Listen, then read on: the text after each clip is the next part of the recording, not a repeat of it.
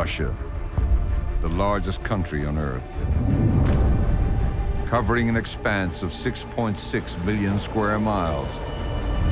It's epic in scale. From the windswept southern grasslands and the densely forested north,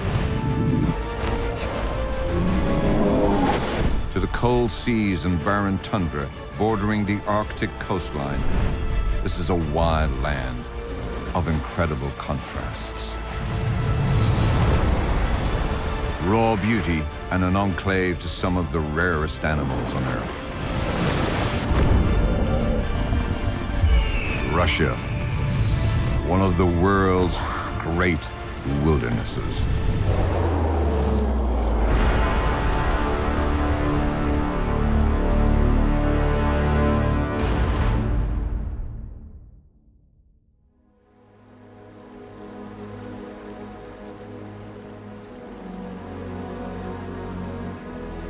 In far eastern Russia lies Kamchatka, a remote haven stretching 750 miles between the Sea of Okhotsk to the west and the Pacific Ocean to the east. It's home to more than 200 volcanoes and is situated on the Pacific Ring of Fire. Kamchatka is Russia's land of fire and ice. This is one of the most volcanically active areas in the world. 29 of its snow-capped volcanoes erupt with dazzling regularity and continue to reshape this terrain.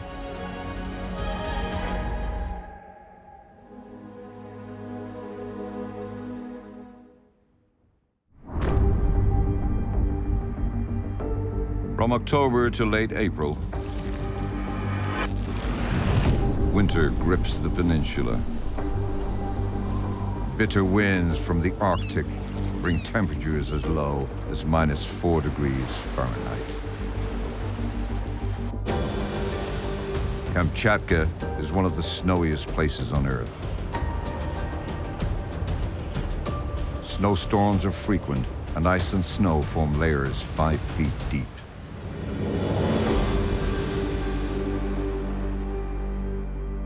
As much of the peninsula lies dormant, animals here tread a fine line between survival and succumbing to the deep freeze.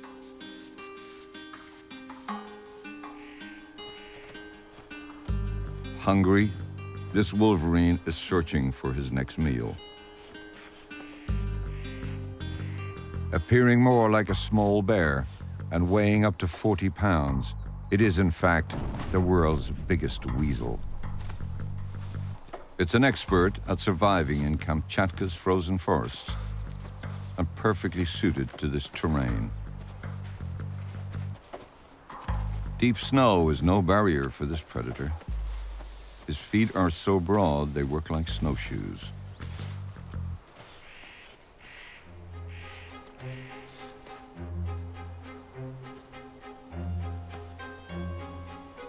He's equipped with powerful jaws and sharp claws and can kill animals as big as a deer. In this harsh environment, food is scarce and competition is stiff.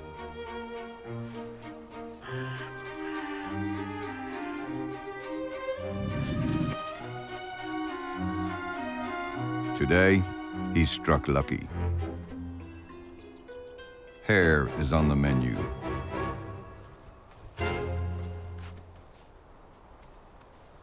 But there's always the possibility that he may need to fight to keep it all to himself. He will take on larger animals, wolves, even bears to defend his dinner. Today, it's another Wolverine that's come looking to steal an easy meal. A fight is certain. Pound for pound, few animals can match the Wolverine for strength and ferocity.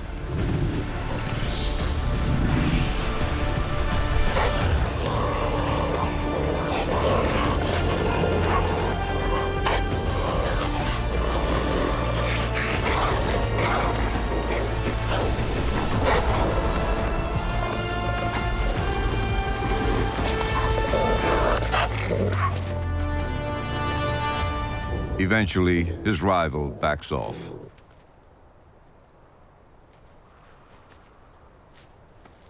In such tough times, for our victor, it's a prize worth fighting for.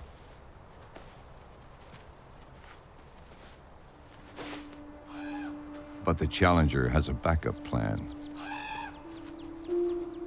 Wolverines are opportunistic scavengers, eating anything they can get. They've learned to survive here by storing away food for hard times like these. His superb sense of smell means he can find food almost 20 feet below the snow. The snow acts like a freezer, preserving food for months. Making sure no other animals are around, he uses his specially designed teeth to tear through flesh, even when it's frozen solid. His jaws are powerful, and this combined with special molars allow him to eat every part of the animal, including bones and teeth. For its size, a wolverine can eat more in one sitting than any other animal, which is how it earned its nickname, the glutton.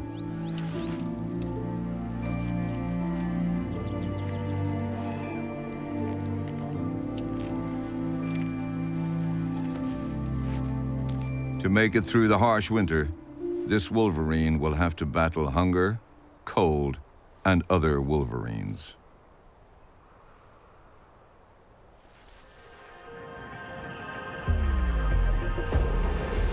Kamchatka can sit in solid ice and snow for 6 months of the year. Even the sea succumbs. As the savage cold continues to bite, the salty sea of Okhotsk on the western coast of Kamchatka freezes. Throughout the winter, the ice sheets thicken and expand. By March, 80% of the 611,000 square mile surface can be covered in free-floating sea ice.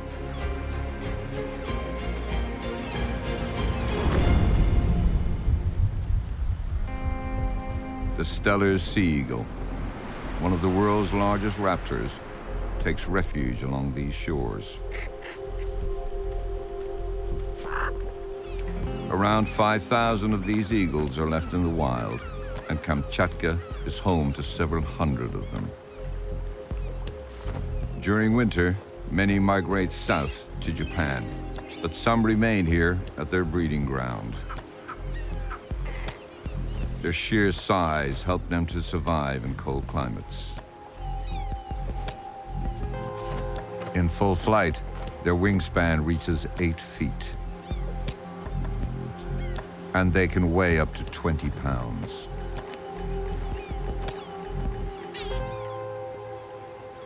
They're one of nature's most skillful hunters.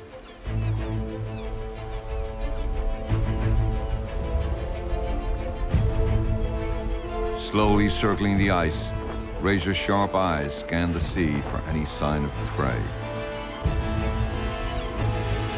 One flicker of movement is all it takes.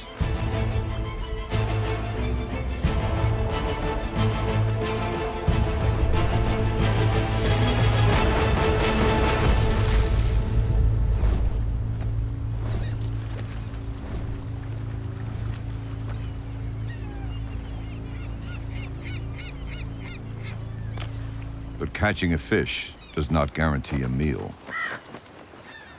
There are eyes everywhere. Competition is fierce among these normally solitary birds. Fights over food are common and can be bloody.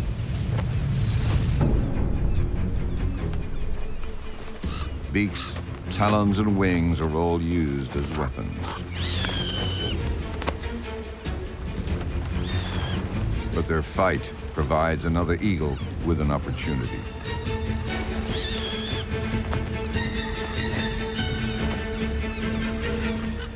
and he takes possession of the prey.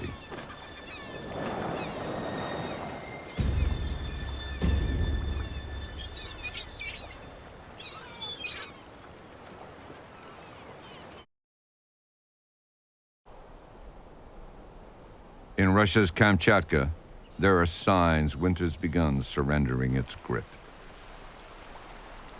But the weak sun offers little comfort to those that live in Kamchatka's forests.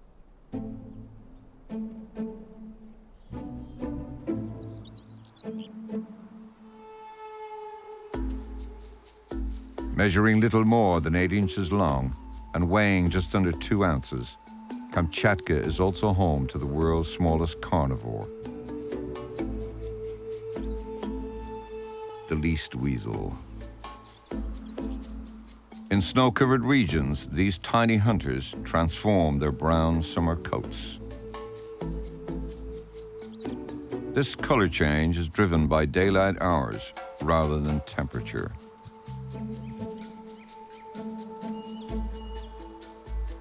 Further south, in areas where snow is scarce, weasels remain brown all year round.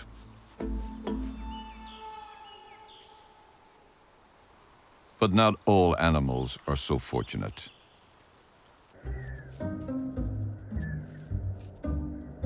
Unable to change their appearance, voles stand out in stark contrast whenever they leave the safety of their burrows.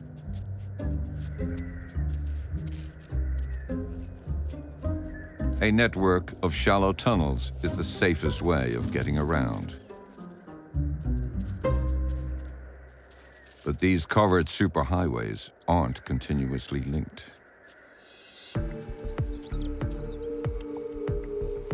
Running the gauntlet between territories comes at a great risk, especially when sharp-eyed and sharp-toothed hunters are on the prowl.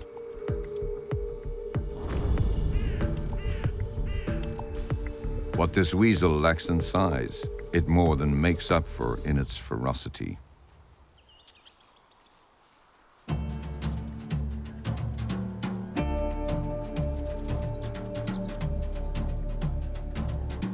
Agile and quick, his slender body is a perfect fit for the vole's underground home.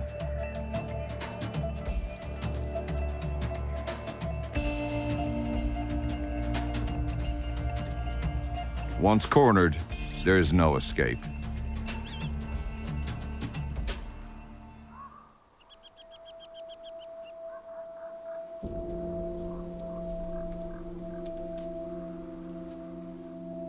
This weasel has a huge appetite.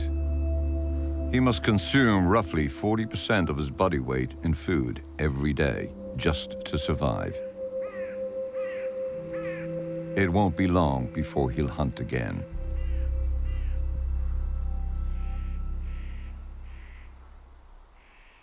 As April draws to a close, longer days and stronger sunshine signal a change. Ice and snow begin to melt, feeding rivers and lakes.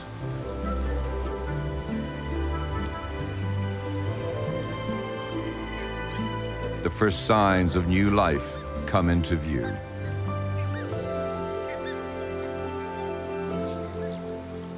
Stirring creatures from their winter slumber.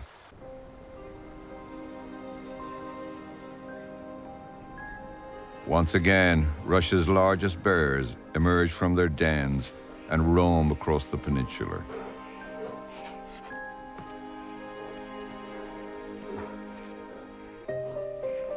Kamchatka's bears even outsize some North American grizzlies. Males can reach 10 feet tall and weigh more than 1,200 pounds.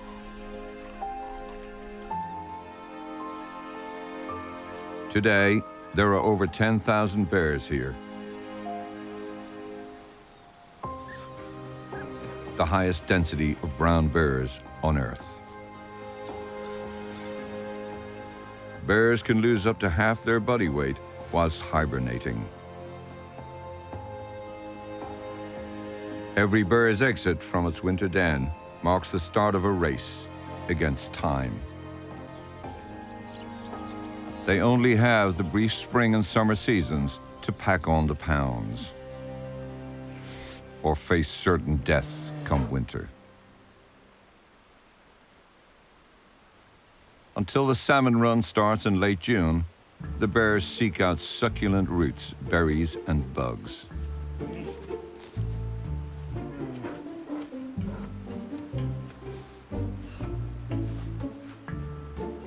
Bears' thick coats make the perfect breeding ground for parasites. A back scratch offers some relief. But one of their favorite pastimes is to soak and doze in one of the many thermal pools found in the Valley of the Geysers.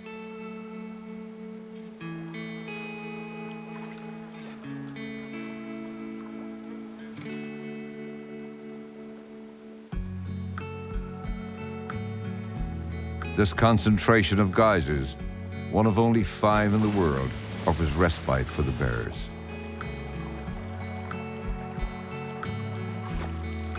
At 95 degrees Fahrenheit, not only is it relaxing, the sulfate-rich spa water rids the fur of parasites.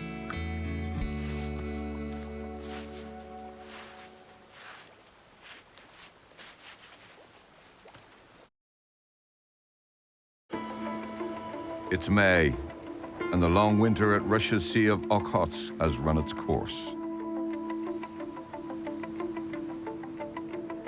For 6 months of the year, these waters remain frozen. But as the ice melts during spring, plankton, locked within, bursts into life. And the sea becomes a planktonic soup filled with food. These tiny plants and creatures prop up the entire aquatic food chain. And an abundance of fish come here to feed.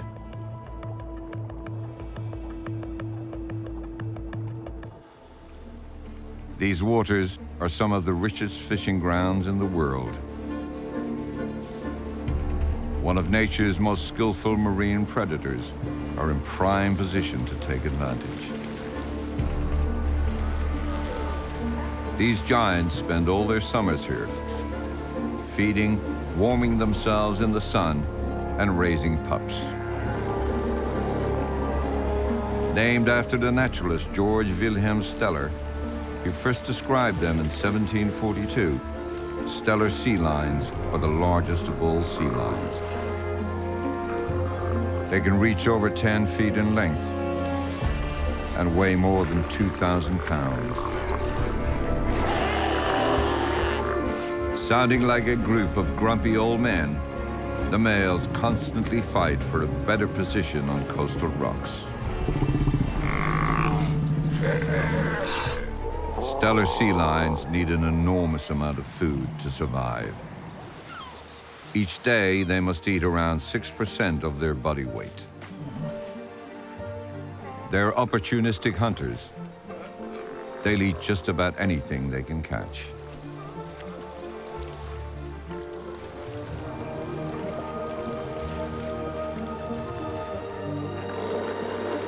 Sea lions may seem cumbersome on land, but underwater is where they show off their super skilled moves.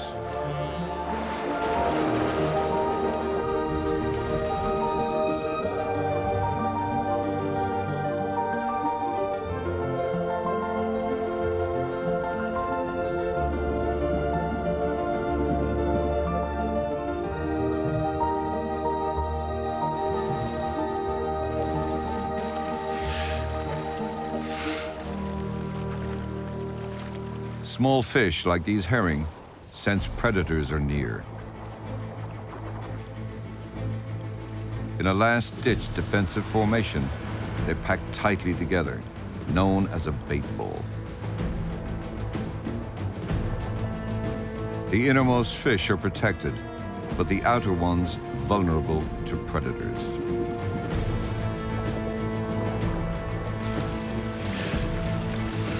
Streamlined and sleek, the sea lions can hit speeds of up to 25 miles an hour.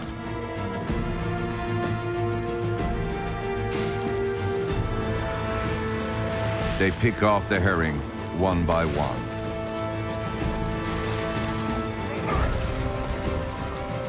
Predatory seabirds arrive to join the feast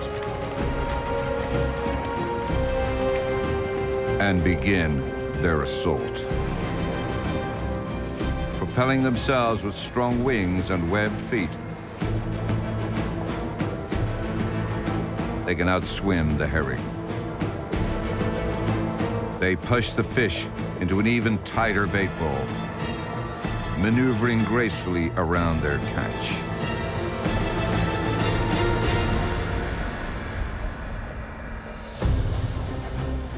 In a matter of minutes, the shoal is almost decimated, leaving one creature to finish the feast.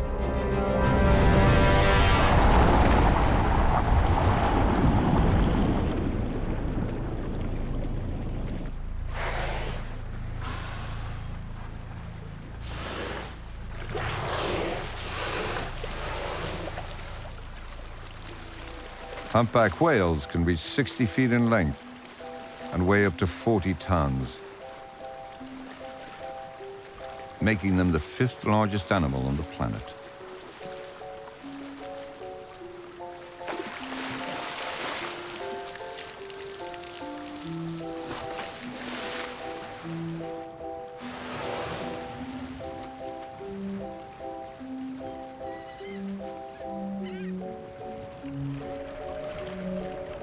These humpbacks have spent the winter in the warmer tropical waters south of Japan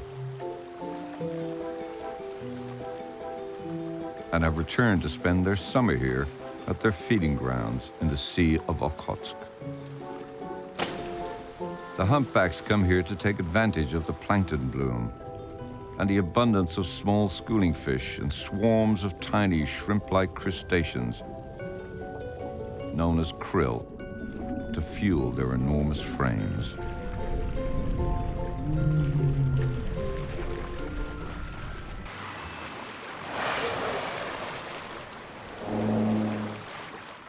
In contrast to humpbacks, others go for much larger prey.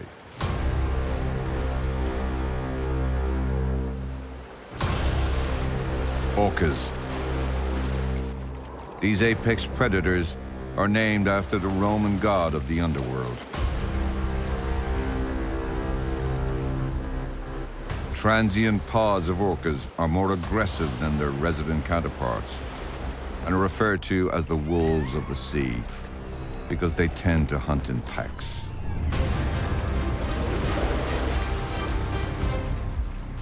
Steller sea lions are no match for an orca.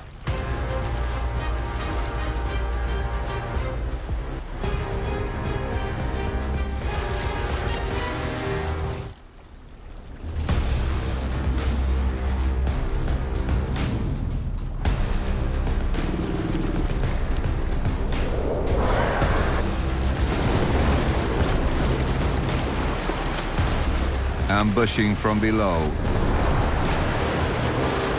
the orca debilitates its prey.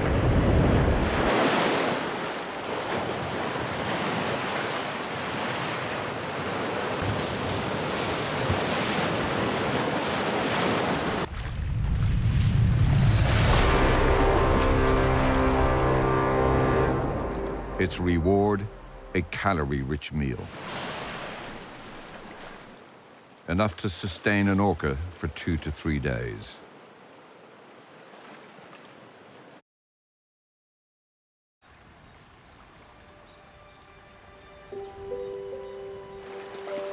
As summer advances, Kamchatka's brown bears, normally solitary creatures, begin to gather along rivers and streams.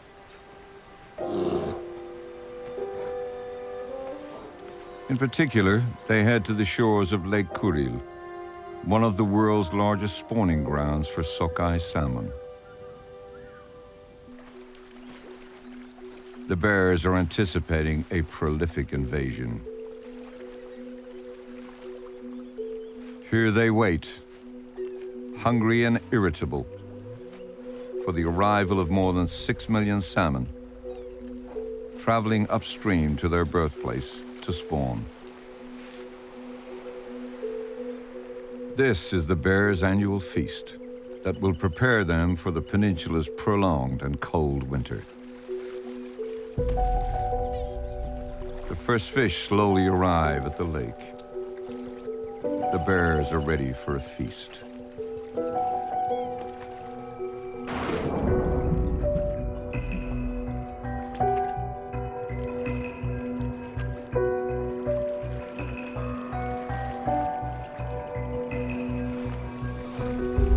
But until these shallows teem with fish, catching a salmon now will be no easy feat.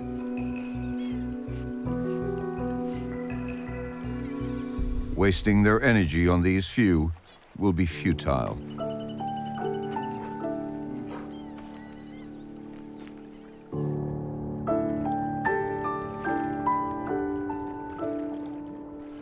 These bears need to put on enough fat to see them through the winter. The rich, fatty fish will eventually provide all the nutrients they need. But they will have to wait a little longer. Soon, the salmon run will begin.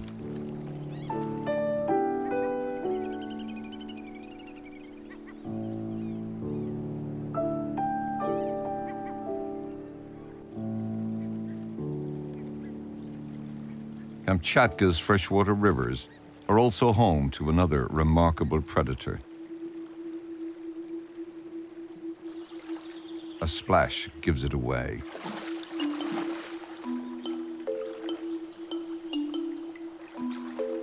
The European river otter is one of 13 otter species. All are members of the weasel family.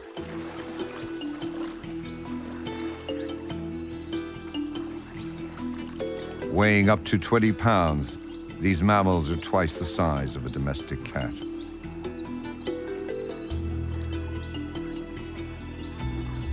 They're specially adapted for an aquatic lifestyle. Webbed feet allow them to power through the water.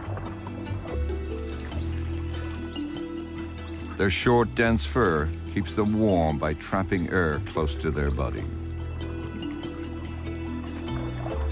And they can hold their breath underwater for up to 2 minutes.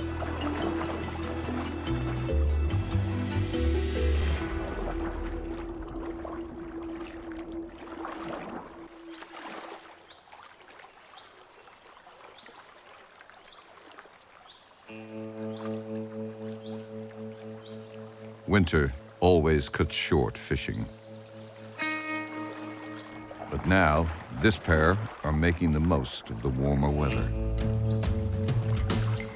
Catching a meal, however, can be challenging. Sensitive whiskers help the otter pick up vibrations of passing fish, which compensates for poor visibility underwater.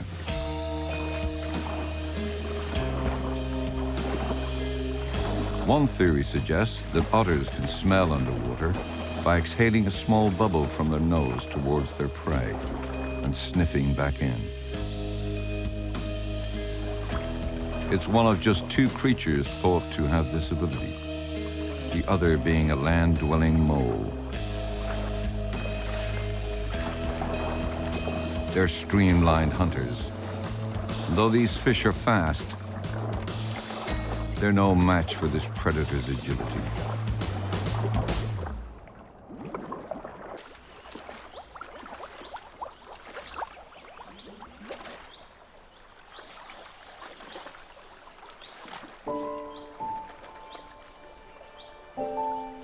Sharp teeth make light work of their meal. Otters need to eat up to 15% of their body weight each day to fuel their fast metabolisms.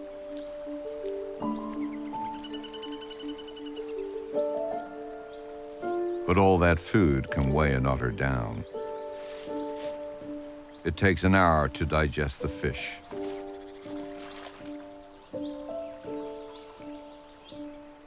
An afternoon nap will do the trick.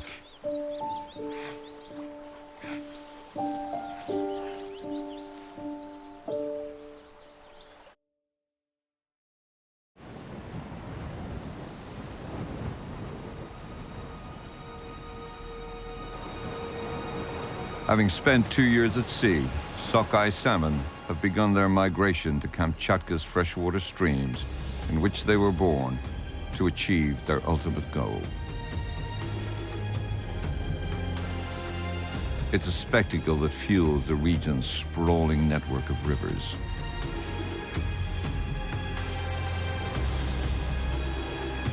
Virtually all life here relies on the existence of these determined fish. The rivers themselves depend on micronutrients brought in from the sea. And in turn, they provide a perfect spawning habitat. But not all of the salmon will complete their mission to make it home and spawn the next generation.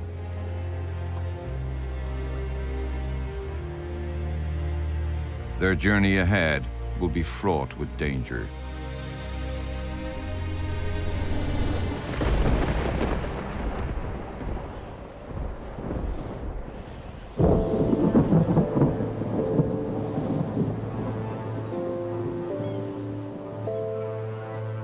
As day breaks at Lake Kuril, rains bring good news for Kamchatka's bears.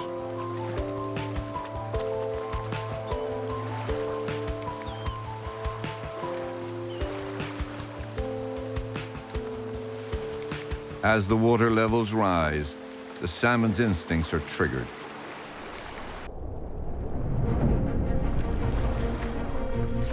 Finally, the salmon run begins in earnest.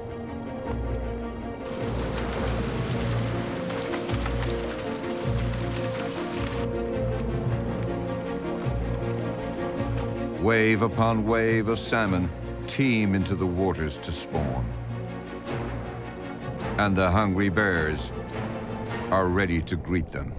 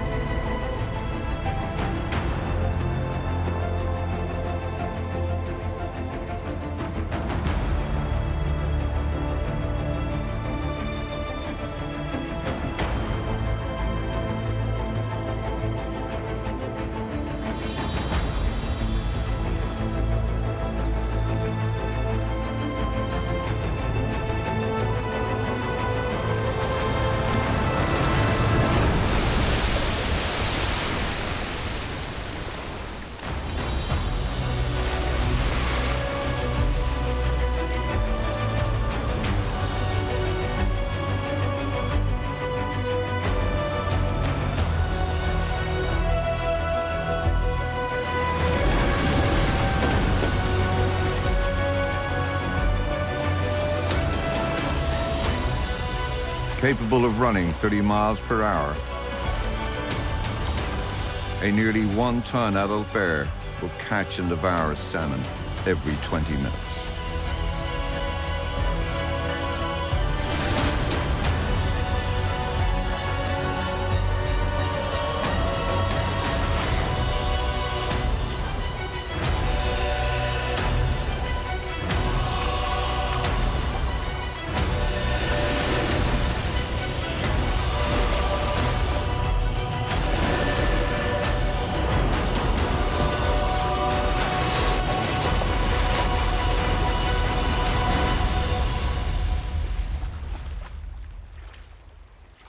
Each salmon is worth roughly 4,500 calories, and every bear will consume around 20,000 each day.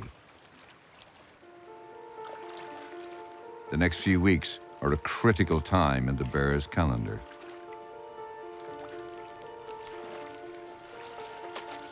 During the height of the salmon run, bears will gain between 2 to 3 pounds in weight every day.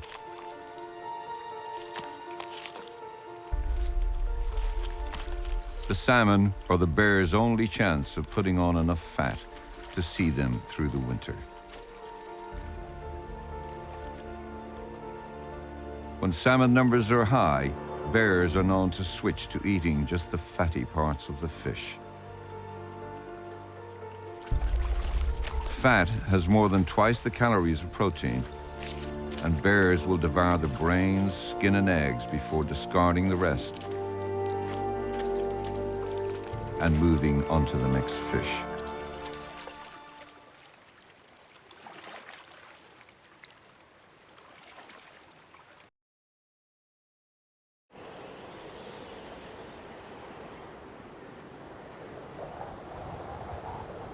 As summer draws to a close, and with their bellies now full, Kamchatka's bears have more time on their hands.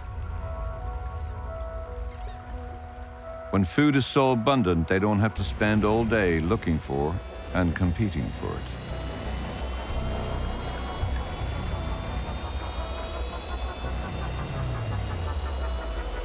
Instead, they spend their waking hours practicing for battle.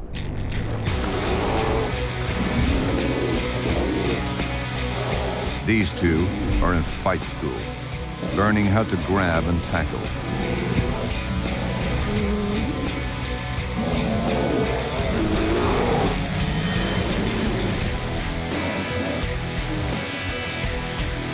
These are skills they'll need as adults when the fights turn real and they battle for a mate.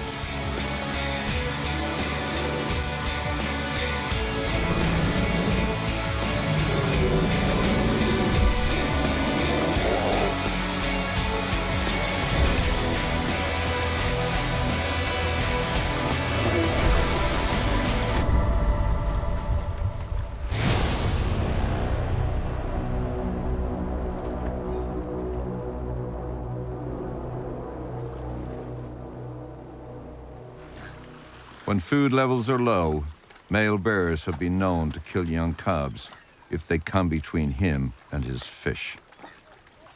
But now, with food in abundance and threat levels lifted, cubs who were once confined to the outskirts can take advantage of the more relaxed atmosphere.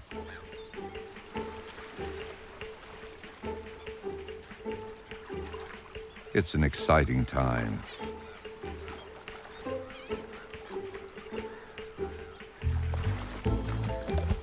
Catching a fish takes skill, and these cubs have a lot to learn.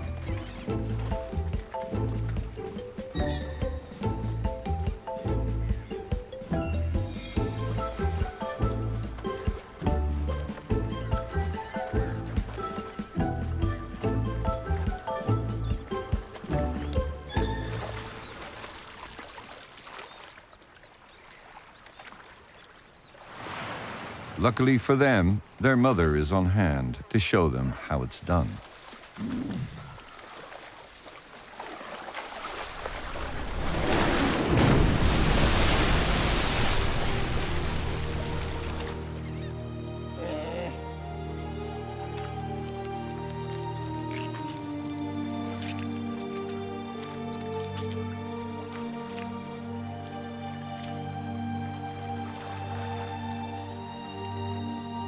But when catching your own fish feels like an impossible task, this cub can rely on its mom.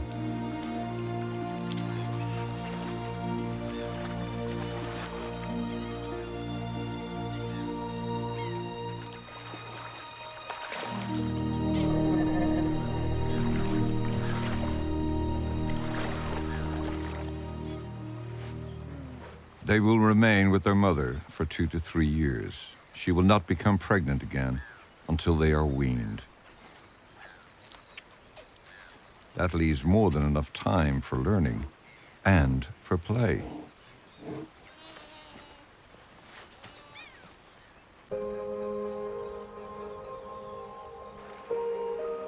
Having lost the battle of the bears, it's the end of the road for millions of salmon.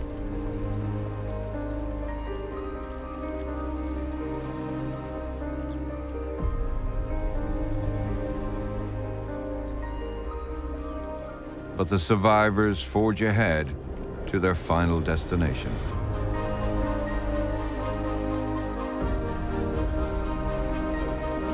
Upon reaching their natal streams, the females build nests, little depressions in the gravel.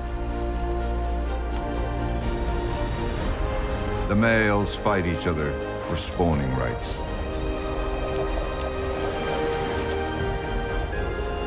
Only the most dominant will win the right to court the female and fertilize her eggs.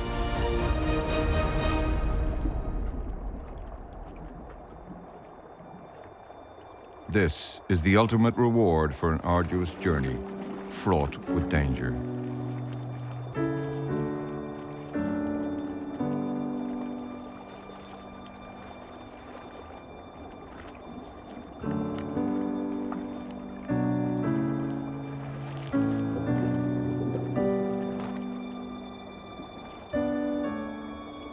These salmon have made it. But this was always going to be a one-way ticket.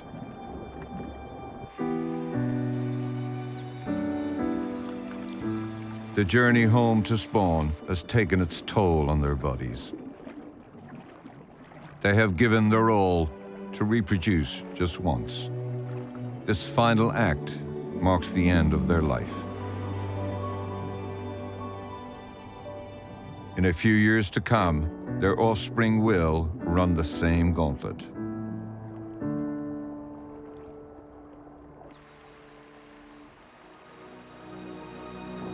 As the last salmon spawn, there's a chill in the air. It won't be long before it's time for the bears to head back to their dens for hibernation. The cubs have learned about tenacity and patience in this unforgiving landscape. In a world ruled by the changing seasons, a few extra salmon might mean the difference between starvation and survival.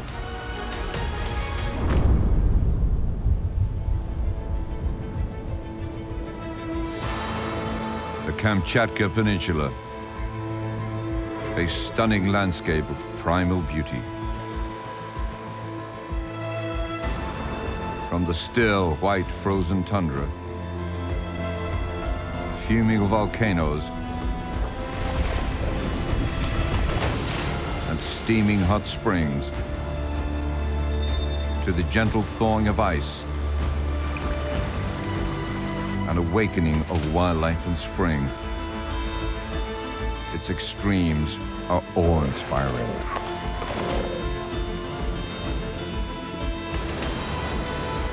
The salmon's annual migrations are a miracle of nature. And the world's largest congregations of brown bears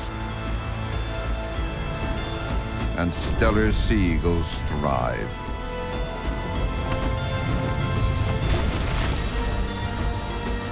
In this wild place where few people have ventured, Kamchatka is a pristine wilderness, preserved by its remoteness, perched on the edge of the world.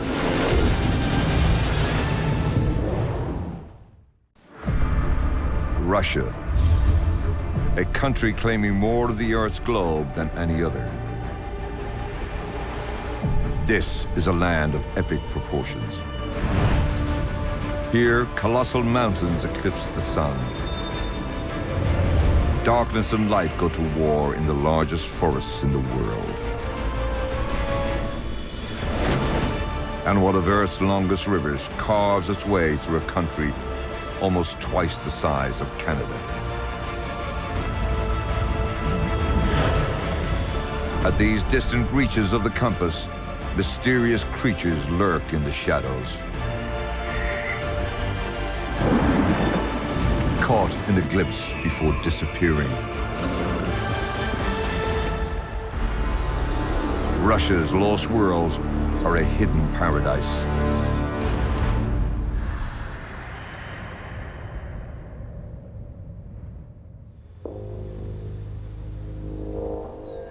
Russia lays claim to much of Eurasia. But far beneath its borders, continents collide.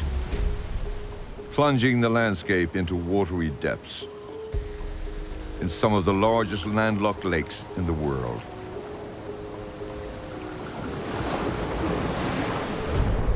Lying to the east, Lake Baikal is known locally as the Sacred Sea. Its windswept waters have been a feature of this landscape for over 25 million years. This is the oldest and deepest lake in the world.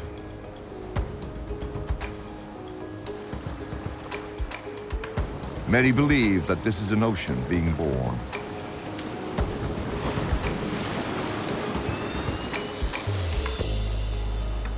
As the last ice age receded, over thousands of years, Lake Baikal and its wildlife has been marooned, forced to adapt to increasing isolation with limited resources.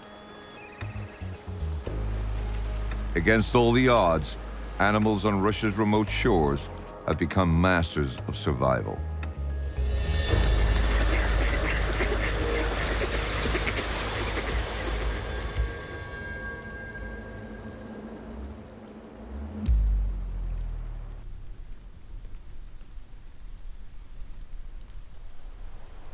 In April, Baikal is still well within the grips of winter. For nearly half the year, the lake's entire surface is encased in ice over 3 feet thick.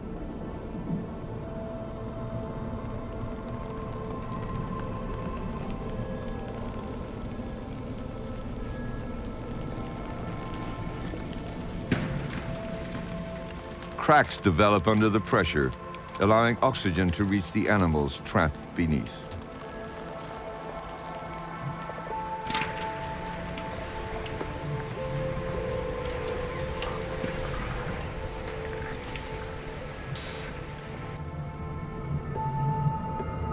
The water here is so clear that strange prehistoric sponges bloom year-round.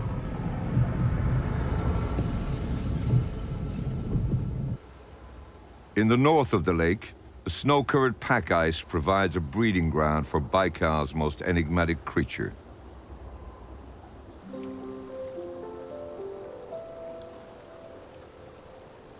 This lake is the only place in the world where truly freshwater seals can be found. These are Baikal seals. As the end of winter approaches, these mothers must leave their pups to fend for themselves, migrating to better fishing grounds. Some pups have already spent several weeks alone.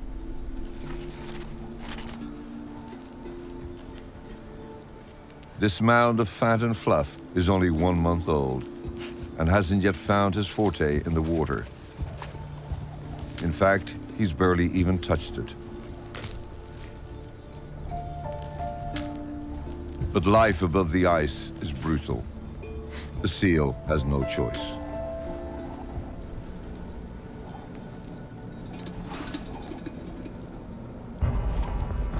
His instincts drive him towards the water. But at such a young age, it's a terrifying prospect.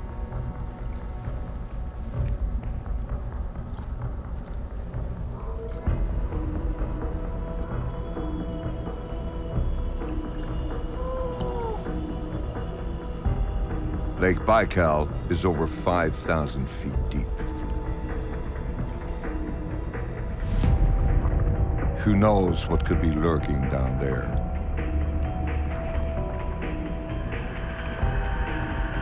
At this time of year, the waters are freezing. Temperatures that would kill a human in under an hour.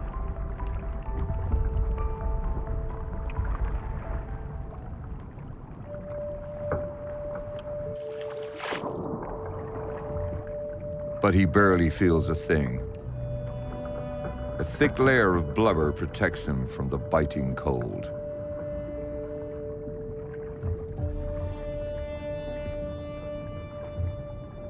For the first few weeks, he will stay close to the breathing hole.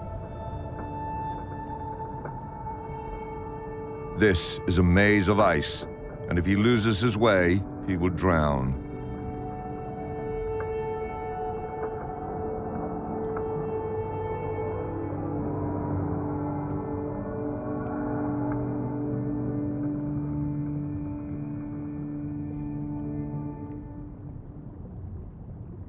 But even at this age, he's learning to adapt to these challenges.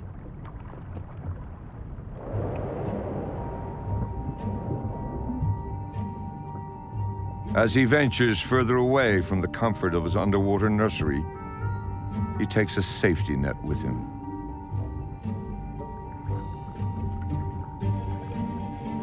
He's creating his own air bubble, trapped under the ice.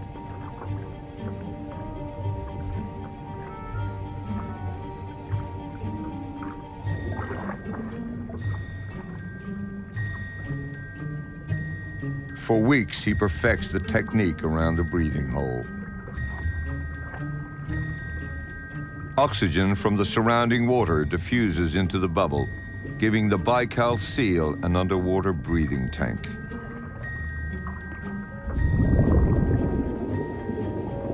Eventually, this bubble will melt the ice above and create a new breathing hole, allowing him to travel further afield in search of food.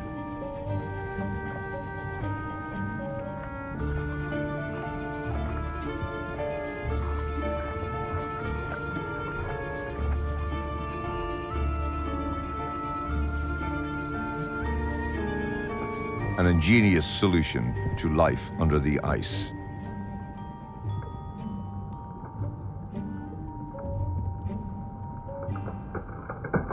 As he grows bolder, the ice above him is melting.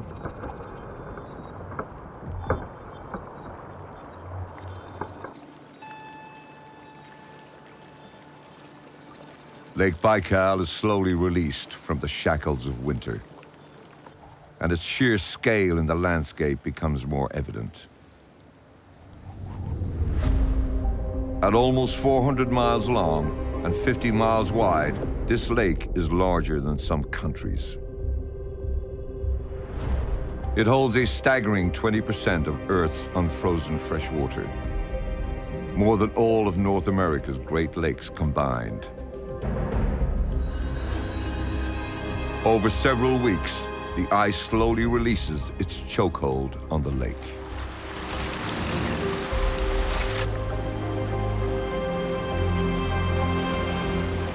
As the lake's water is freed, it flows with great force into the Angara River, Baikal's only outlet.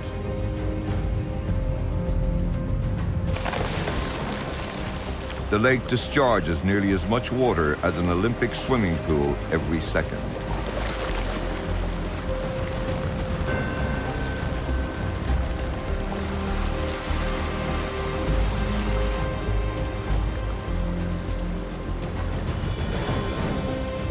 The warm surface waters clash with the cold air and produce low banks of mist over the lake, obscuring the horizon.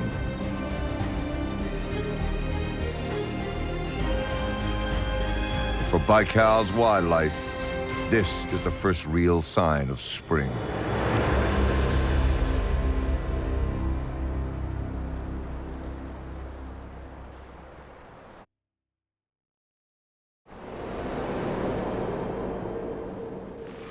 On the shores of Russia's Lake Baikal, spring doesn't arrive until well into May.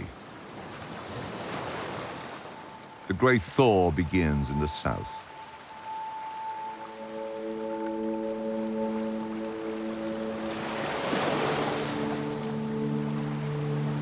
Snow melts and reveals patches of earth. New growth breaks through the soil, carpets the forest floor in grass and flowers.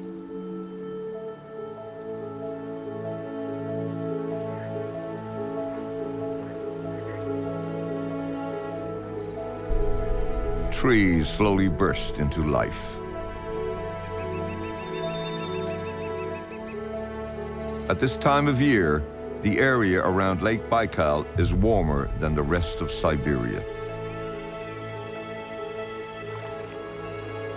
The sheer volume of water in the lake gives the region its very own microclimate.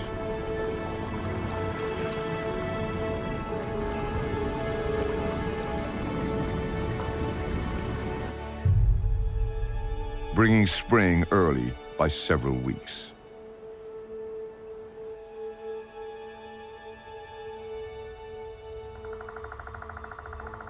Tiny creatures break through the leaf litter, emerging in the warm sunlight.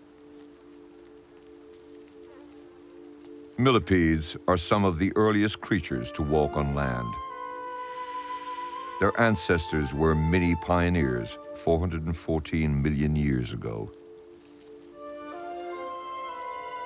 Since they arrived, they've been essential to the health of the ecosystem, recycling decaying vegetation and processing it into nutrient-rich soil. Newborn beetles also investigate the new world above ground. For nearly a year, this beetle has existed merely as a grub, feeding endlessly until finally pupating into its finished form. The forest floor is alive with insects, but some prefer to emerge after hours.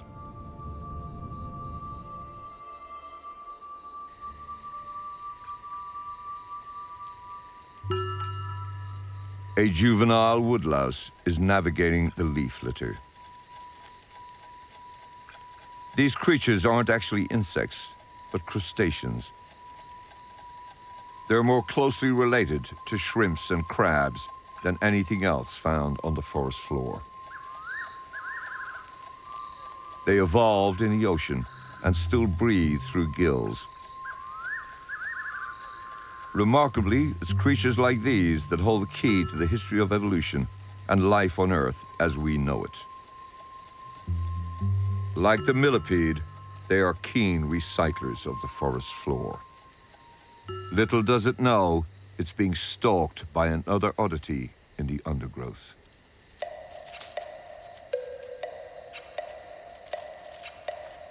Pygmy shrews have some of the highest metabolic rates of any animal, so they're constantly looking for food.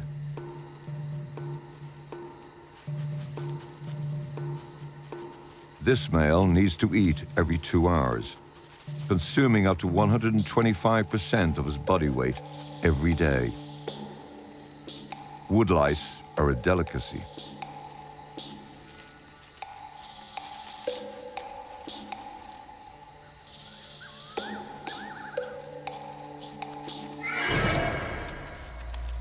The woodlouse puts up a struggle, but it's no match for the shrew, and is hungrily devoured in seconds. Because of their marine past, the exoskeleton of woodlice is made up of minerals, providing the pygmy shrew with calcium, magnesium, sodium, iron, and even copper. A walking multivitamin. But one just isn't enough.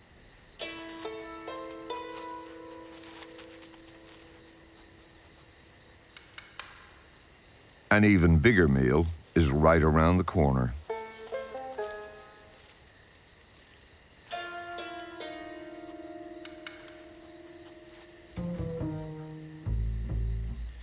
This woodlouse can afford to be reckless with his own safety. He has an excellent defense strategy.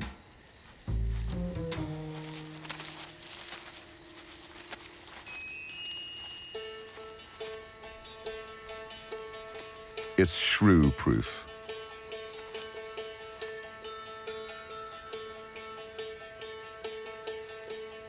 The pygmy shrew wasn't expecting that.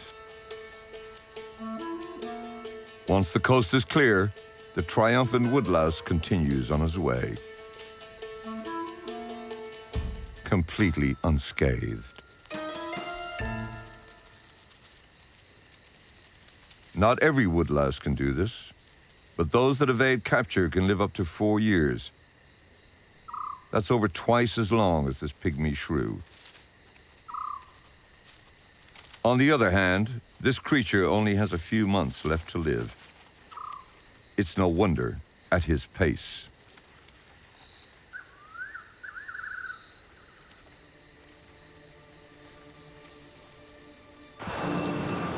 As dawn breaks over Baikal, the hard months of winter seem a distant memory.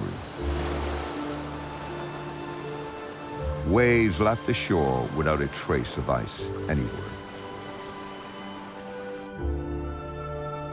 The temperature in Baikal isn't the only thing that's heating up.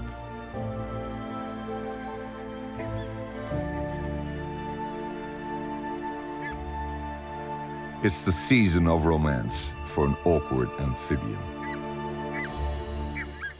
After hibernating throughout winter, the mating season for moor frogs begins with a bang. Males clamber over females, and as with almost all frogs, conception occurs outside the body.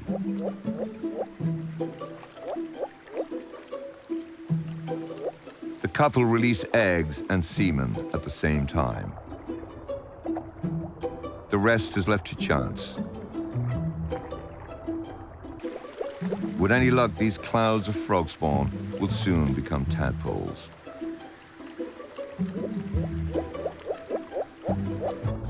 Once fertilized, the eggs absorb water, helping hold them at the surface. They need sunlight and oxygen if they've any hope of developing. The eggs are black to help absorb heat. To increase their chances of survival, the embryos are surrounded in a foul-tasting jelly.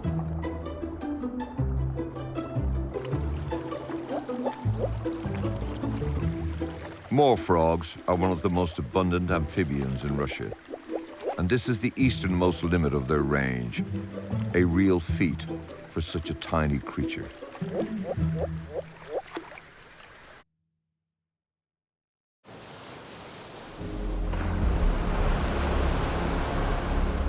While Baikal edges into spring, nearly 3,000 miles across the country, in Russia's temperate west, summer has almost arrived.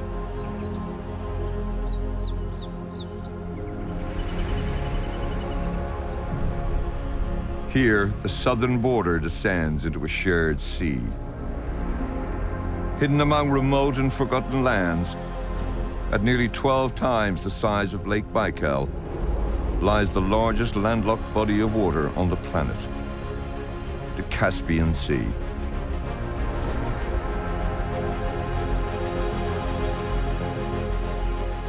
This is the remnant of an ancient ocean, marooned over 5 million years ago by sinking sea levels. Technically, the Caspian is more of a lake than a sea. Since the Caspian became landlocked, its only water source has come from freshwater rivers, but it's evaporating faster than it's been filled. And in recent years, this sea has been shrinking. Over 80% of the Caspian's water comes from Russia's longest river, the Volga.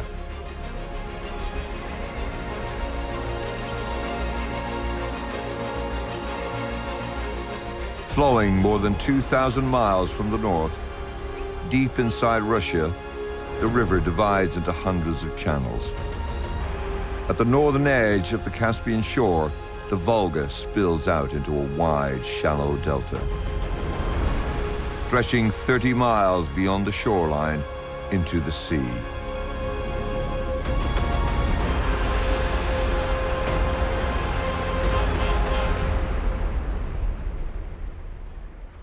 These grassy lagoons harbor one of the delta's most prolific reptiles.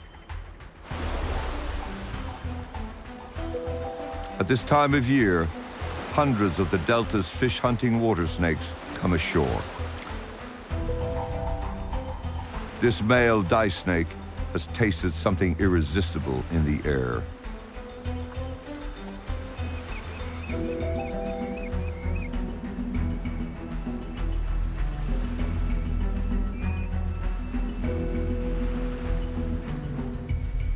They congregate in a writhing mass. They've all followed a trail of pheromones from receptive females. Forming a mating ball, they each tussle for a sneaky chance to mate with any females that are tangled amongst them. There might only be one female here, so the competition among the males is fierce.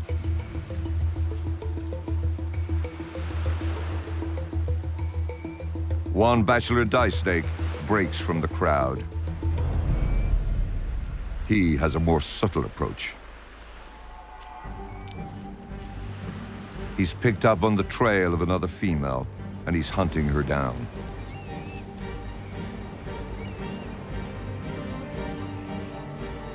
He courts her by seductively entwining his body with hers.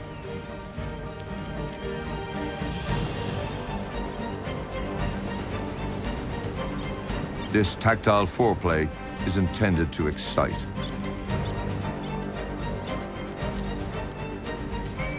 Finally, she's willing, and a persistent male is allowed to mate.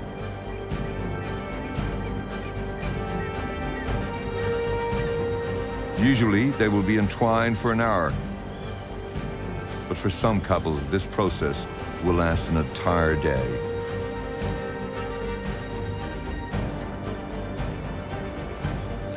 However long it takes, the male will leave immediately after.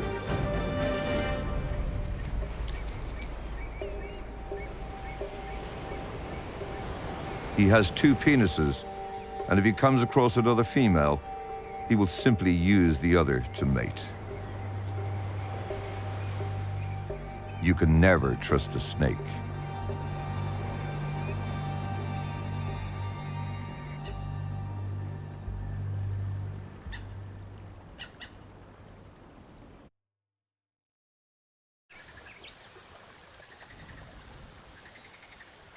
On Russia's western edge, hanging above the surface of the Volga Delta's waters, a small cotton fortress sways in the breeze.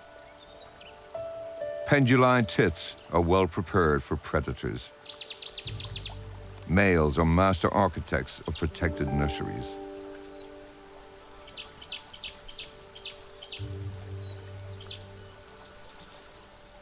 Woven from animal hair and soft plant matter, the nest will take around 3 weeks to complete.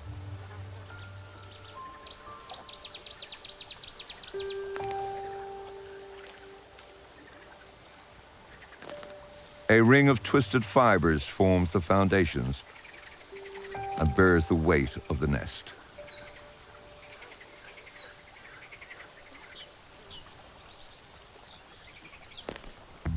This is no simple structure. The male will add a false entrance as well as a hidden chamber, expertly deceiving any would-be intruders. As the structure develops, a nearby female inspects his progress. Impressed with his efforts so far, she joins him in the final stages. It's a vote of confidence in his architectural abilities. 10 days later, his nest is complete and surprisingly secure, hanging over the water from a single twig. Finally, the moment he's been waiting for.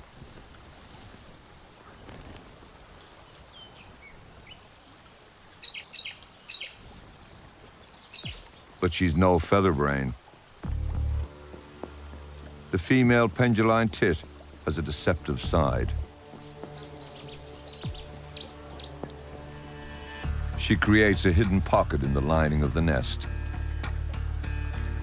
and conceals her eggs one by one.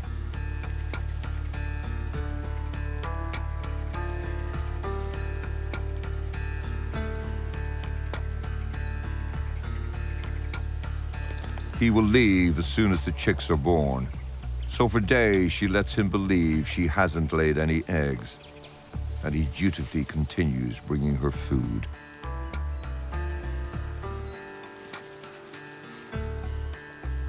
When her chick's due date approaches, she uncovers the eggs and flees the nest, leaving him to discover the clutch and fulfill his paternal duties totally alone.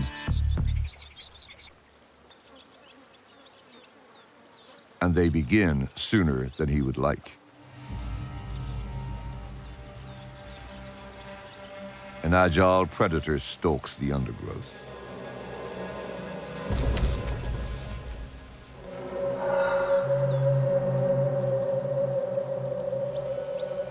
With tufted ears and a short tail, the jungle cat is slightly smaller than the lynx, and it's more closely related to the domestic cat.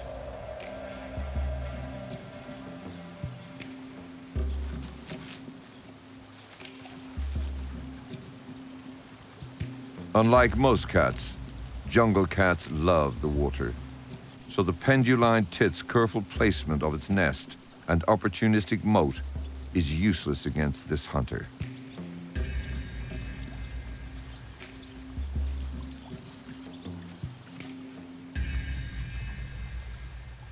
He's a stealthy assassin, and patience is key. He waits for the perfect moment.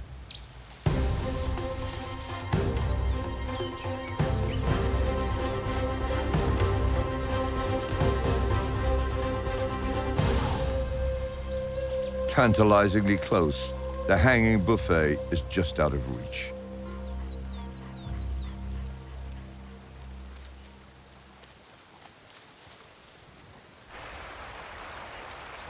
At this time of year, it's mating season for just about everyone.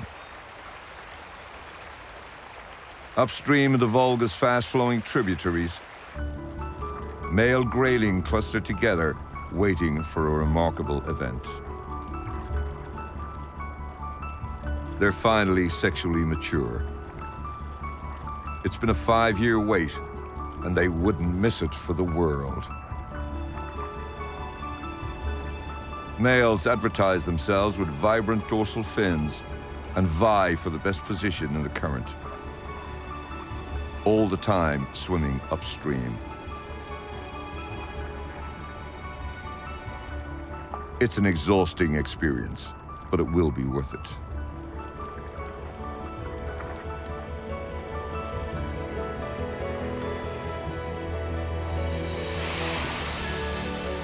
Arriving fashionably late a few days later, the females finally join them.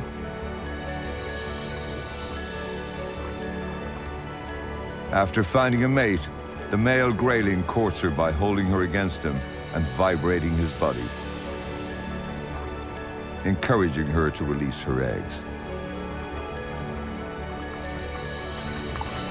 The male in turn fertilizes the eggs, which are then swept downstream.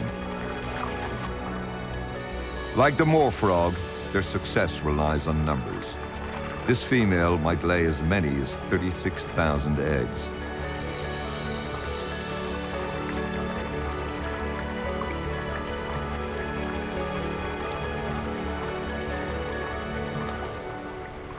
In 5 years' time, they too will return to breed in the shallow waters that feed Russia's Volga Delta.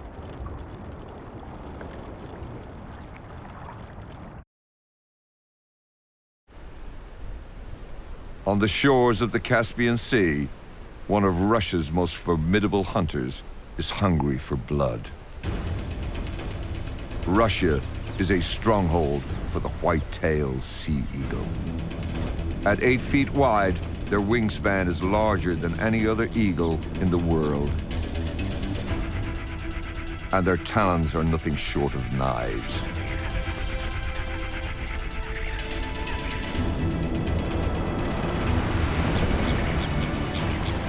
Ducks and coots are helpless against this ruthless assassin. The eagle spots a loner. The coot resists being taken. Using all his strength, he tries to pull away. Success. Wounded, he swims away as fast as he can.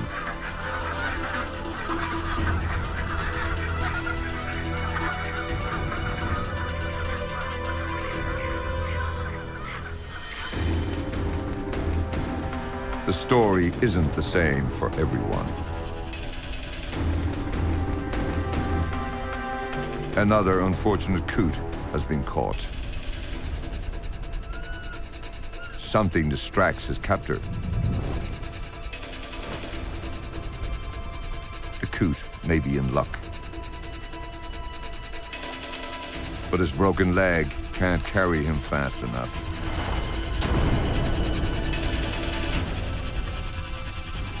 And the white-tailed sea eagle shows no mercy. As cruel and ruthless as this may seem, hunting is a necessary part of life on the Delta. And these birds of prey aren't the only assassins here.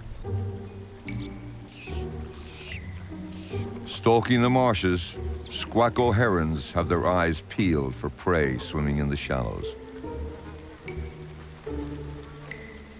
Their long, thin legs ensure they pick their way through the water with grace, barely disturbing the surface.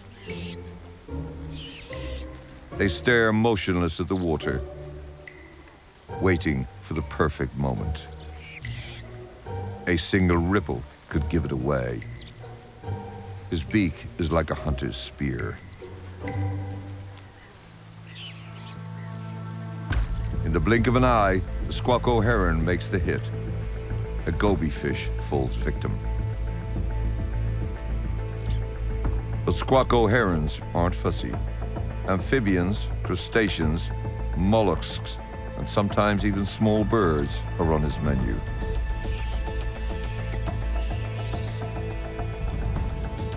And also, perhaps, whatever his neighbor is having.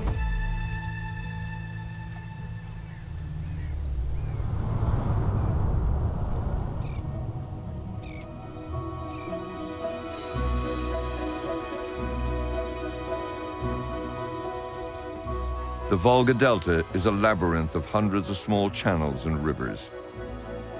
Each one carries sediment from the mainland further out to sea, advancing the Delta's claim to the ocean more every year.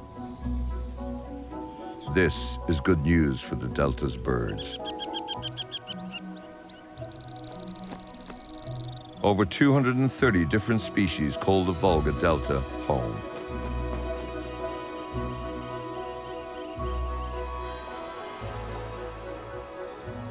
As night falls, the trees and bushes lining the water's edge grow heavy with a feathery cargo.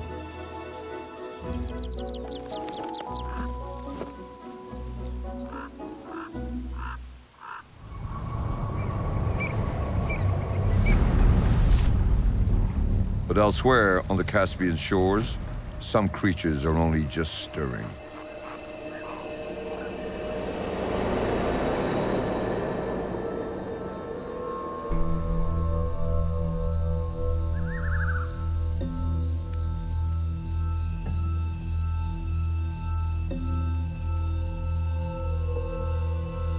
A lone cricket takes his chances in the moonlight.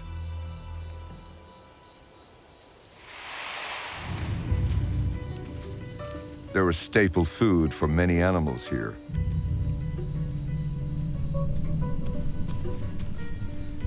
But luckily, crickets are a last resort for Jerboas.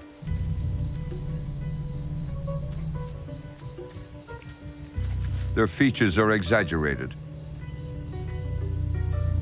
Bulbous eyes and oversized ears give this animal exceptional sensory perception, helping it to navigate in the dark and detect predators before being seen.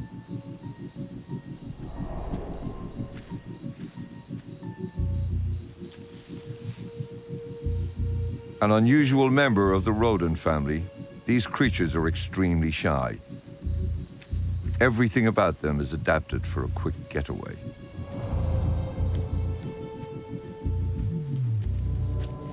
They move like tiny kangaroos, using their long legs to hop at speeds of up to 16 miles an hour.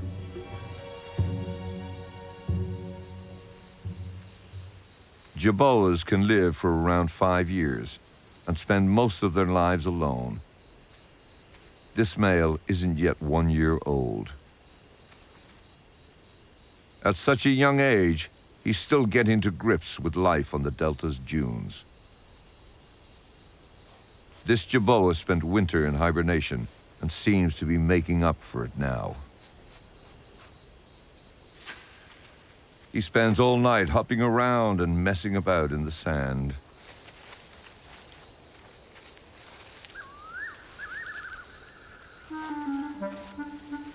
And, of course, very importantly, reorganizing rocks.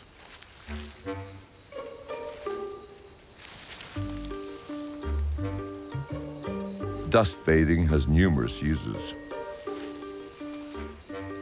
Some scientists think that dust bathing leaves chemical cues in the sand for other Jerboas.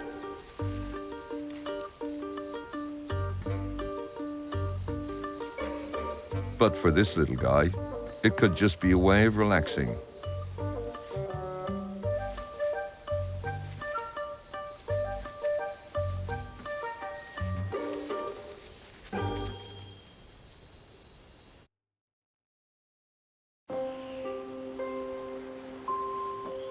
As summer draws to a close in western Russia, the cold has already returned to the shores of Lake Baikal.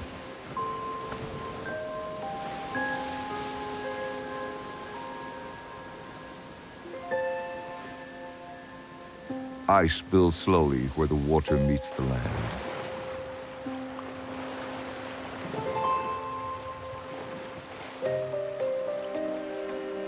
Waves lap and cling onto rock as icicles.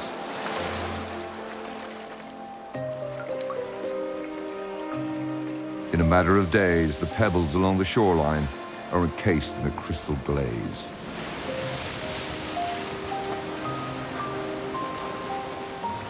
Winter is reclaiming the lake, but it will take several months before the lake is frozen solid. For Baikal's wildlife, the signals are clear. They must make the most of the mild days they have left.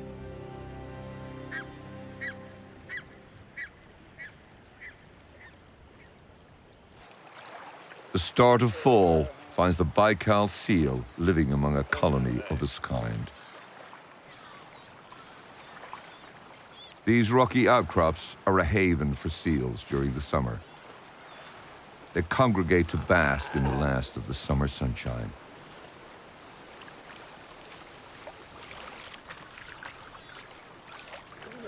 But space comes at a premium.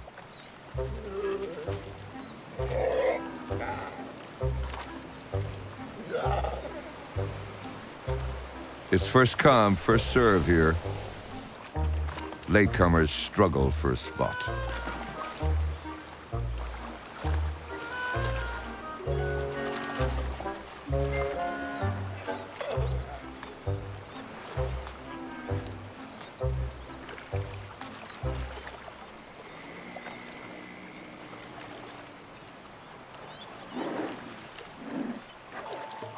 But this young pup has already learned a few tricks.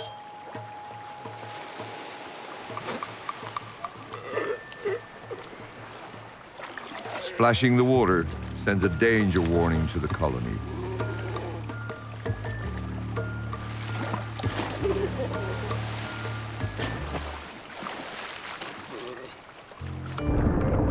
Who dive for safety.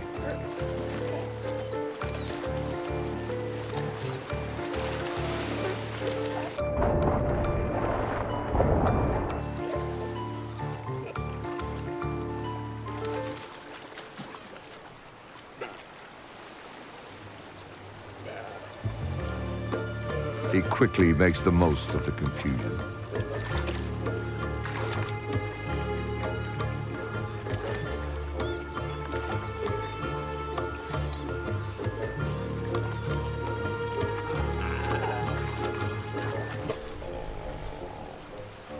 The Baikal seal pup has earned his place here, and he deserves the break. Winter is coming, and it will be his first one spent entirely alone.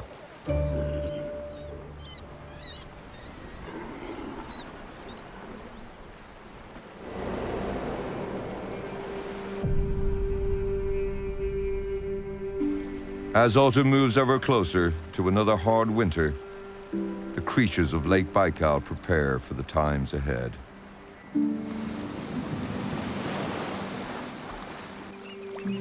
For some, this means leaving altogether.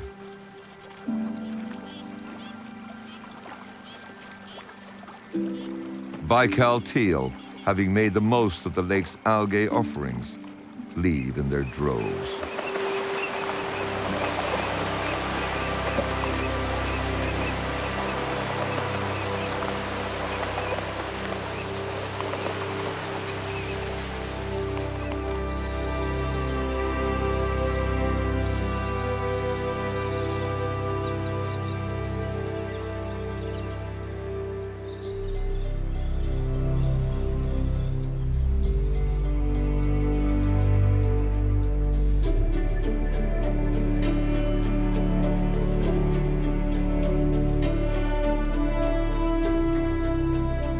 They will spend winter in Southeast Asia, but this is their true home.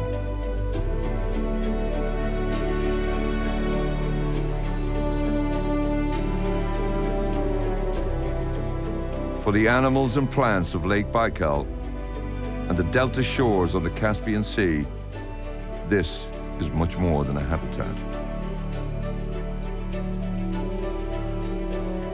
These waters have defined their species, forcing the hand of evolution.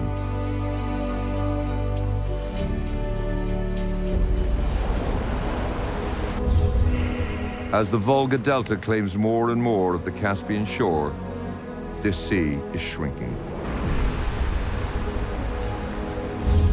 Meanwhile, on the other side of Russia, history is being born. Baikal is a young ocean, yet to realize its full potential.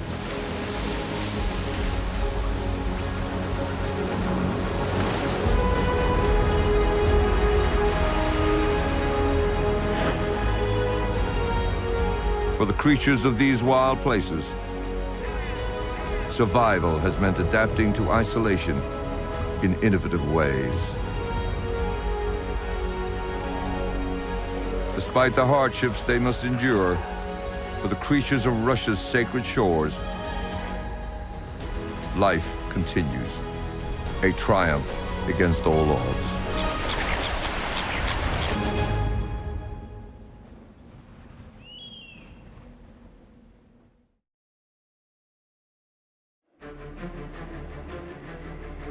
Russia, the largest country on Earth, spanning 11 time zones and stretching halfway around the world. Its vast landmass is almost twice the size of the US and 2.5 times bigger than the whole of Europe. Each region is a world of its own.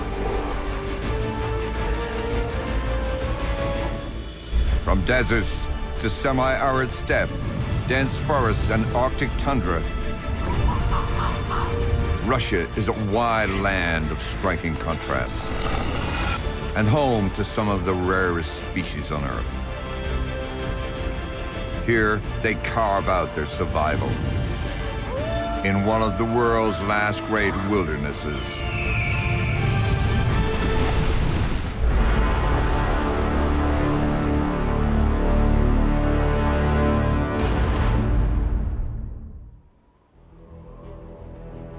Siberia, a desolate and frozen world, covering an expanse of 5.2 million square miles. Its vastness is unequaled, making up just over 75% of Russia and filling 1/12 of the planet's entire landmass. From icy coastal tundra in the Arctic Circle to treeless grass steppe in the south, Siberia is home to the oldest forests and the world's deepest lake. Known as the Sleeping Land, much of Siberia is encased in ice and snow for most of the year. Battling bitter temperatures of down to -90 degrees Fahrenheit during the long winters, its short, hot summers can bring a burst of blistering heat exceeding 100 degrees Fahrenheit. But these extremes in temperature are no barrier to life. Animals adapt to survive and thrive in this frozen land. This is Siberia, the frozen heart of Russia.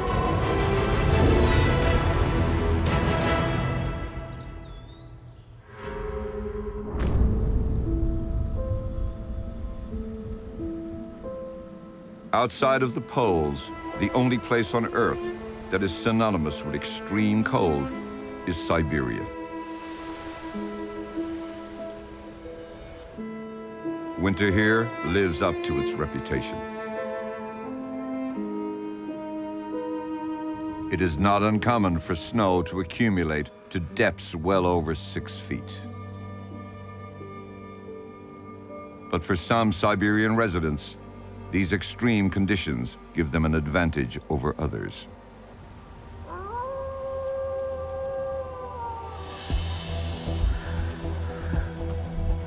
Wolves are well adapted to life within Siberia. Their thick coats, keen hunting abilities, and willingness to work together ensure their survival. Numbering around 30,000, Russia holds the world's largest population of gray wolves. They are highly territorial and will fiercely defend their home ranges from neighboring wolf packs. Territories can cover over 600 square miles. That's twice the size of New York City.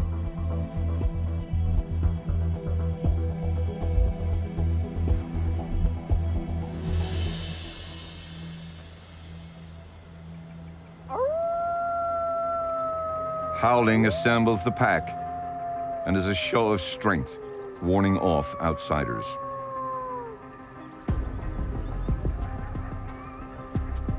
A pack is at its heart a family. Its leaders are usually the parents, and most of its members, their offspring of various ages. Just as in a human family, the parents provide food and security. The success or failure of the pack falls to them. With superior vision and a sense of smell 100 times stronger than that of a human, a pack of wolves can detect prey almost 2 miles away. And they've picked up a scent.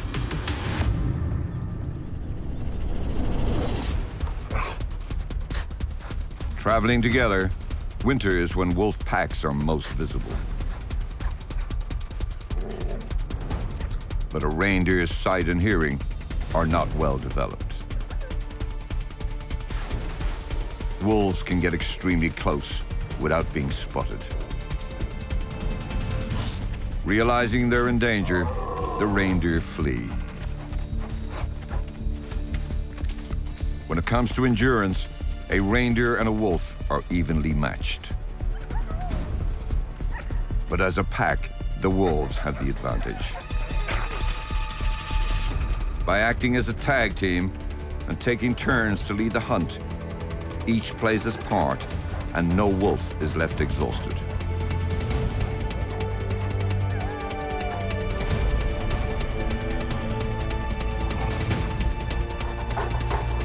Any reindeer too tired to keep up with the herd is an easy target.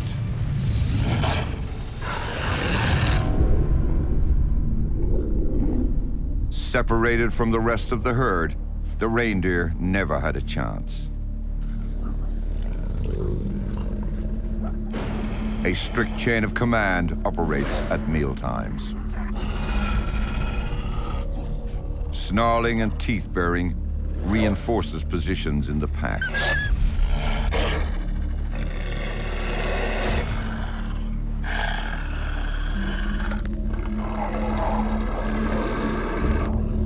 The alphas have the richest pickings and are first to take their share.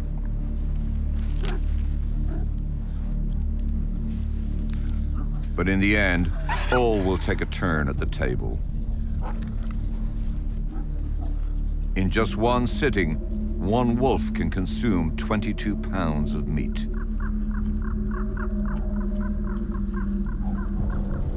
Thanks to the skill of the pack, this family has meat to eat.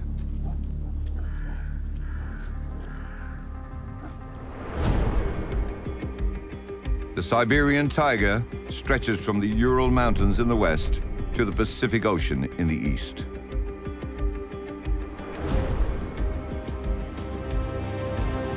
Everything that lives in these seemingly endless forests are close to the very limits of survival. Species that do not migrate or hibernate have to be well adapted to withstand the intense cold. Some of the world's most accomplished predators call these forests home.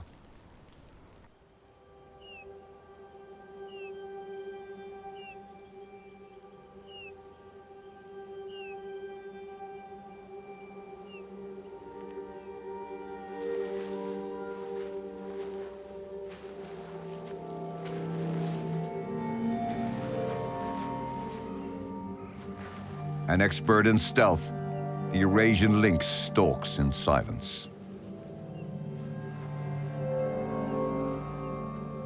This secretive cat is the largest of the 4 lynx species,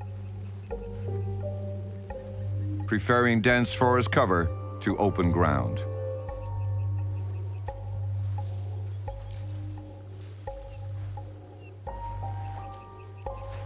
His broad, oversized paws enable him to easily maneuver over the deep snow.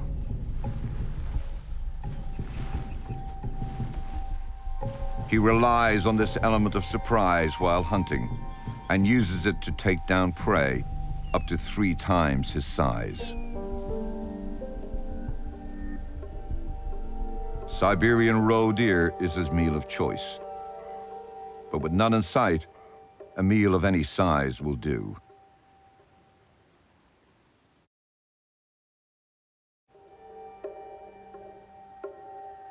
In the taiga forests of Siberia, a lynx is on the hunt.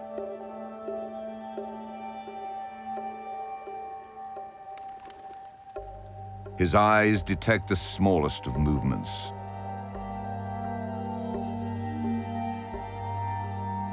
But good eyesight isn't always enough.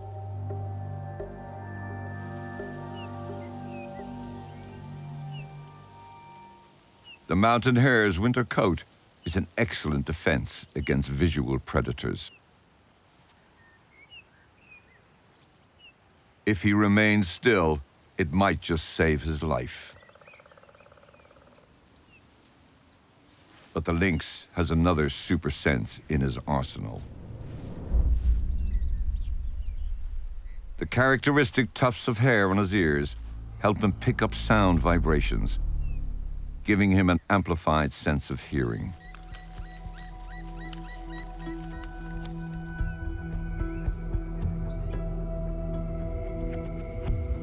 The slightest rustle, and the hare's cover is blown.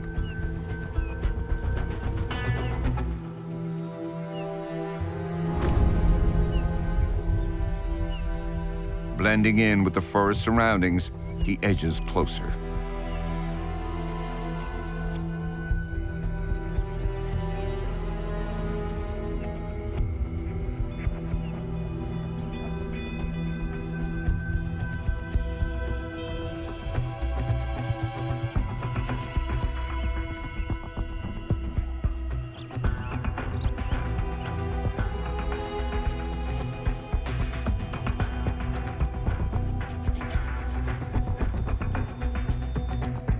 His legs, longer at the back than the front, make for the perfect pouncing mechanism.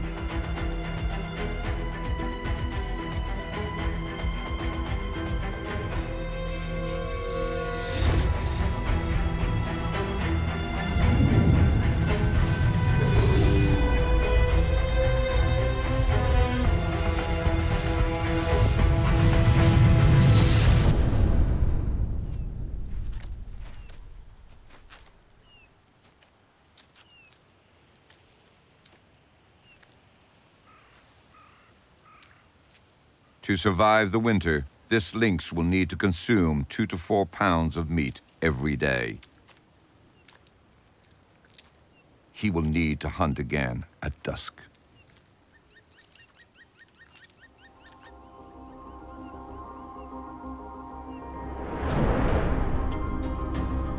The Siberian tundra, an isolated wilderness situated in northern Russia.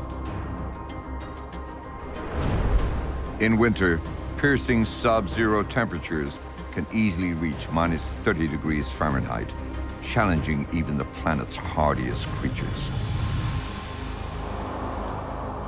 The biting wind chill on the tundra is so fierce, bare skin can freeze in 30 seconds. This ice desert is one of the coldest and driest places on Earth. Life here must adapt or perish.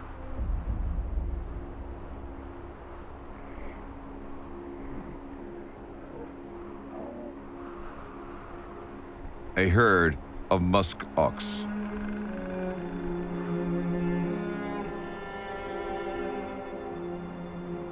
Historically, these Ice Age relics were widespread across the Siberian tundra. Now, reintroduced populations occupy only small pockets of the Siberian Arctic.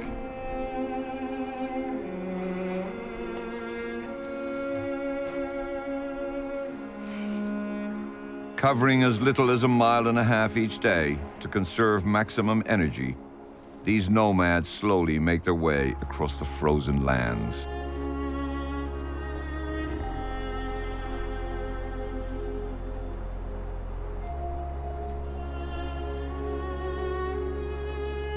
Musk ox will move to the highest, often coldest tundra elevations in winter to avoid having to dig through deep snow to reach food underneath.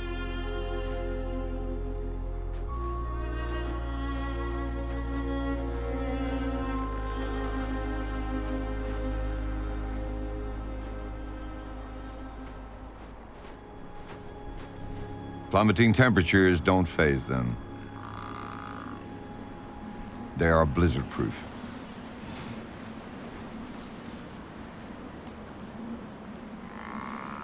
So well insulated that the snow doesn't melt, but instead settles on their long outer guard hairs.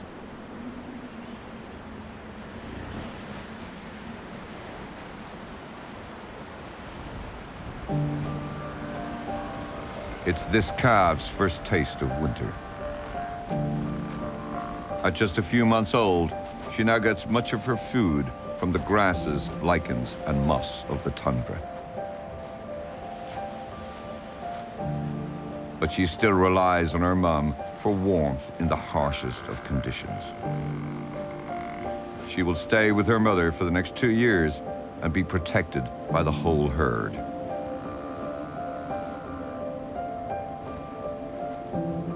Cows do not calve every year, so she is precious.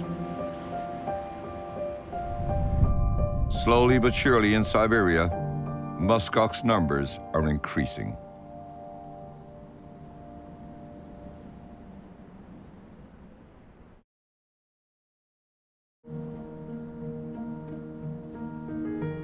Winter in Siberia's forests lasts up to 6 months of the year, and even the trees are built to endure the deep freeze. Conifers have adapted to survive the long, cold winters and short summers of the taiga. Their needles contain very little sap, which helps prevent freezing.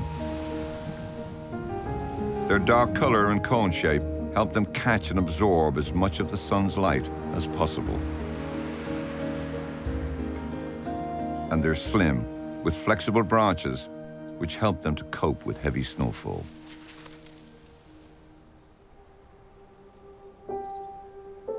Some of the taiga's residents are supremely equipped to find even the most hidden sources of food.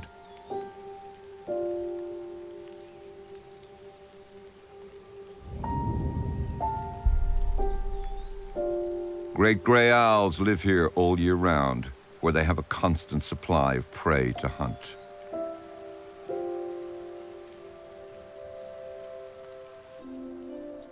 Just because mice and voles spend the winter under the snow doesn't mean they're out of danger. A great gray owl can hear small rodents moving 2 feet below the surface and up to 300 feet away.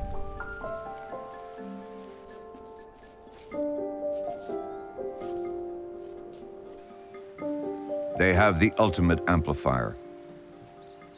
Formed by a ring of stiff feathers, its face acts like a satellite dish, drawing in sound.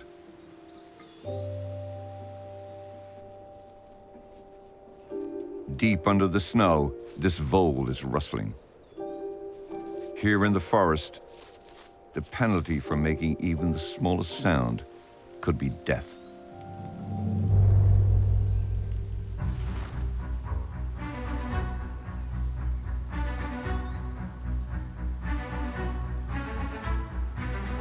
Its soft feathers with serrated edges means no sound gets in the way of the vole's transmission.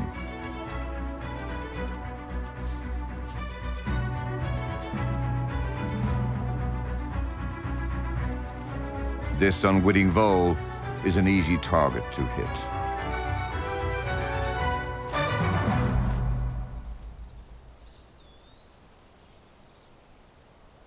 During the winter, great gray owls need to catch around 7 voles a day to survive.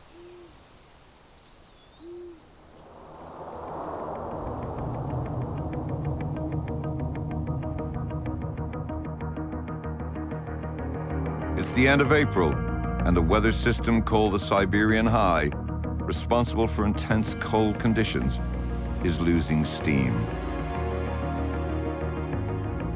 Longer days and stronger sunshine are the first subtle signs that change is afoot. This is enough to trigger an urge in many species to leave the taiga and head north. For reindeer, the journey begins when the ground is still frozen solid. It's far easier to cross ice than waterlogged land. When they reach their summer grazing, the snow and ice will have disappeared from the Siberian tundra.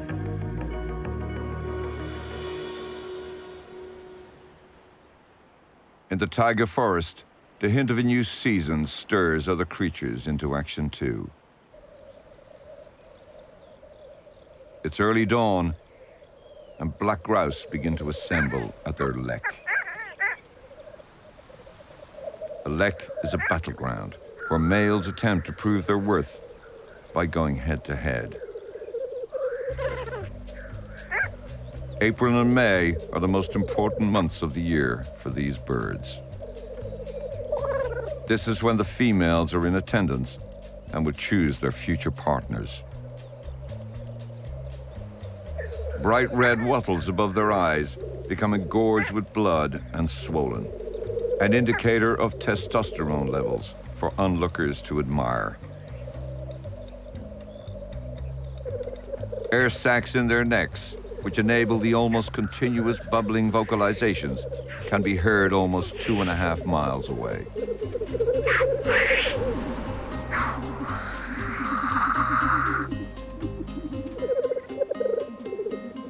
The battle begins. Fighting prowess is a sign of strength and good genes.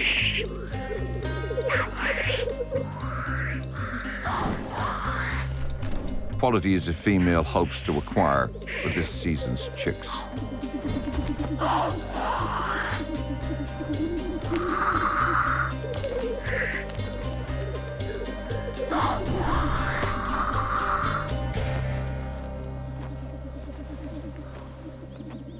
This male has proved his dominance. If he holds his position of power, this promiscuous bird will mate with the majority of female bystanders, but will play no part in raising his offspring.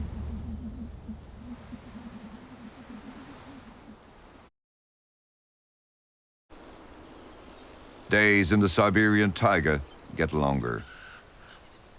The warmer weather has begun to entice residents out of hibernation.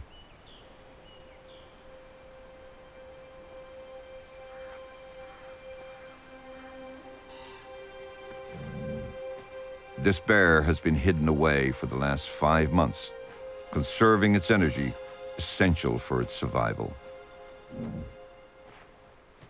During this extended nap, bears lower their heart rate and body temperature, but even so, they will still lose up to half of their weight.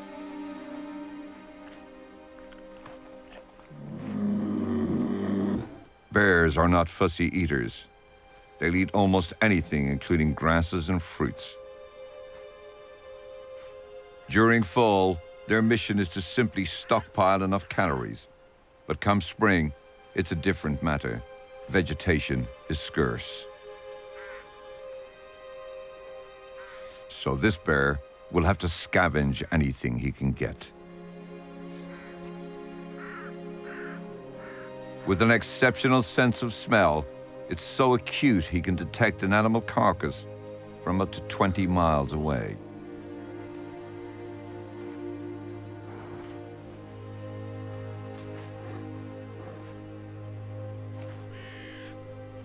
The forest is full of carnivores, ready to seize a free meal.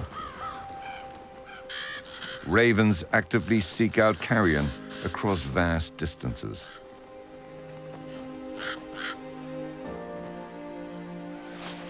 In a single sitting, this bear can eat up to 90 pounds.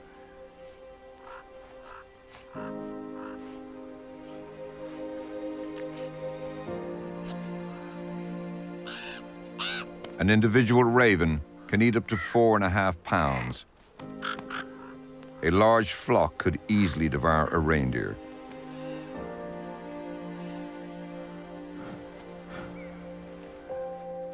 But this raven will have to sit this one out for now.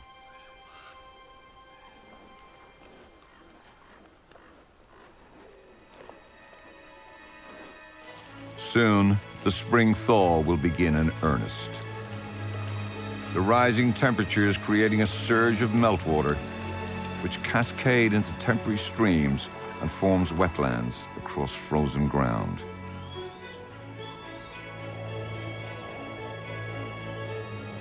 As the ice retreats, a unique creature is unleashed.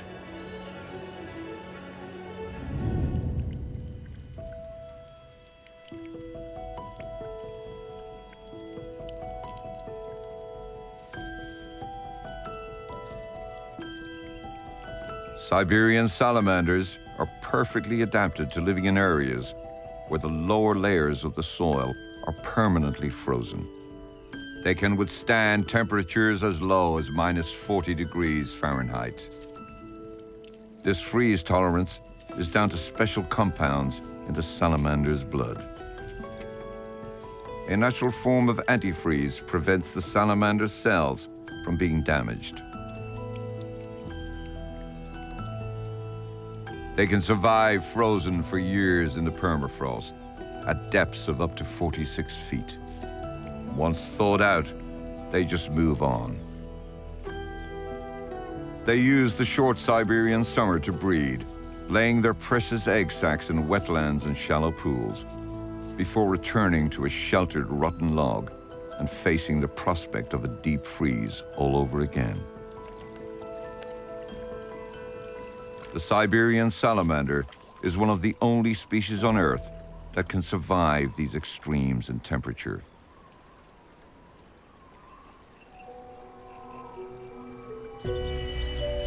During the brief periods of warmth in spring and summer, there are new signs of life within these forests.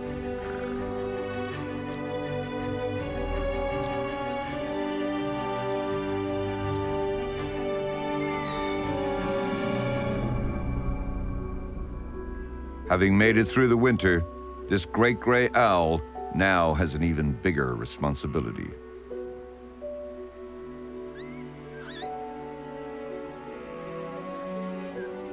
Fluffy and feisty, this chick has a clear view of its parents' hunting ground.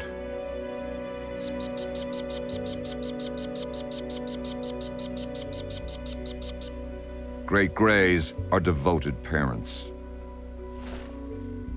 Taking it in turns, they spend all day feeding their young.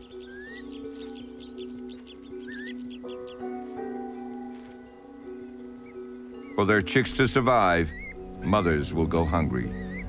This female will lose nearly a third of her body weight feeding her young.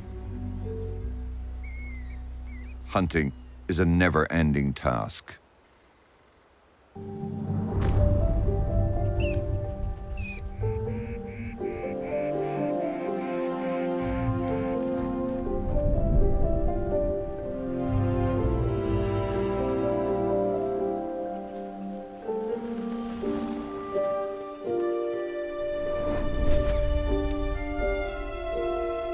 These parents will vigorously defend the nest and attack anything, including bears and lynx, should they get too close to their brood. Thanks to them, 2/3 of chicks survive until they're able to fly at 8 weeks old. The attentive parents will continue to feed and defend the chicks until the end of summer.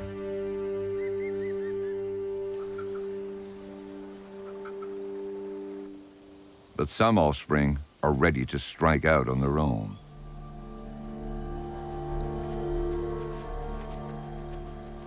This lone wolf has left his family in search of independence. For him, that's a pack to call his own and his own territory to lord over. But for now, he stays hidden. He's right to be cautious. Another wolf pack won't tolerate his presence.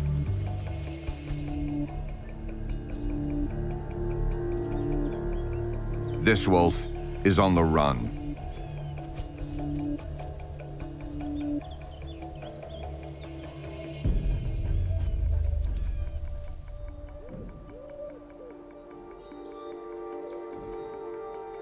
Every one of his acute senses is tuned into his environment.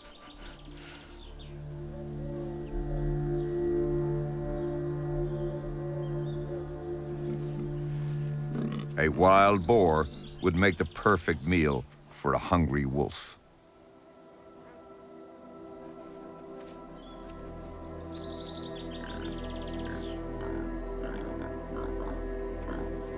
But hunting is difficult without the strength and skill of a pack. Wild boars have immense power, making them extremely dangerous.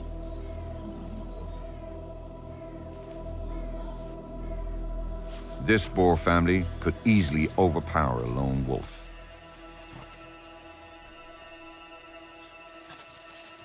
Silently, he retreats and goes back into hiding. For this wolf to thrive in these forests, he needs to find a mate. Lone wolves seldom draw attention to themselves.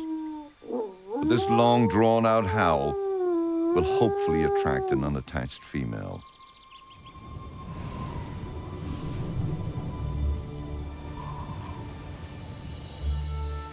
And fortunately for him, it pays off.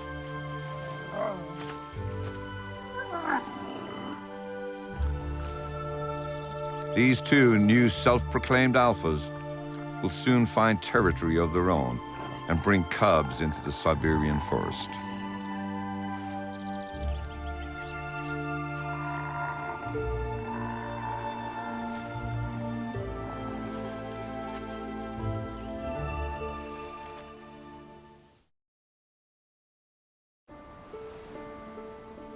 High in the Siberian Arctic, 87 miles northeast of the mainland, lies Wrangel Island.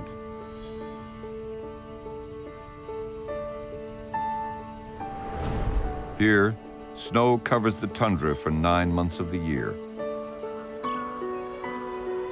And the first sign of summer is an early convoy of lesser snow geese arriving on the island in May.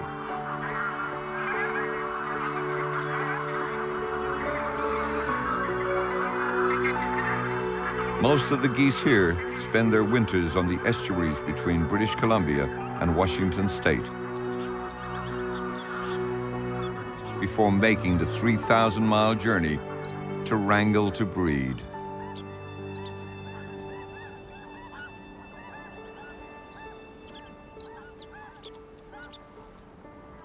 For the island's resident predators, who will soon have young of their own, June could be the start of a tasty and calorie-rich month.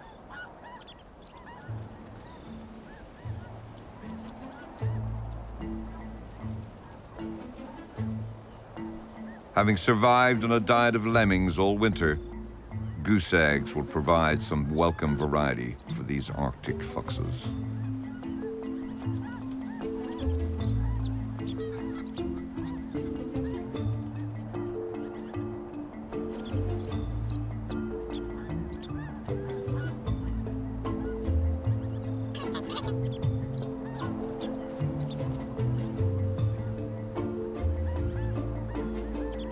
But they won't have it all their own way.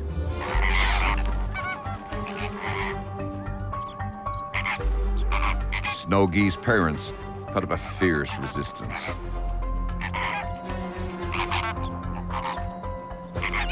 Snapping beaks may be enough to deter some raids, but the Arctic fox is nothing if not persistent.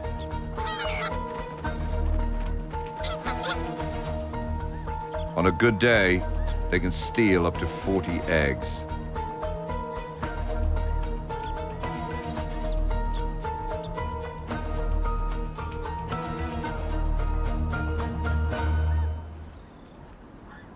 Once out of the geese's range, the foxes will eat a few of the eggs.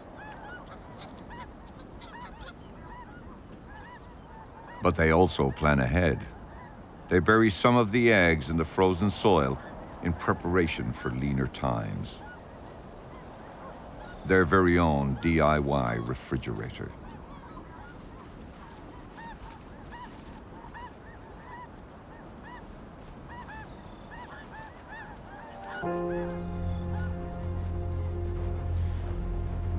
The sun beats down on Siberia.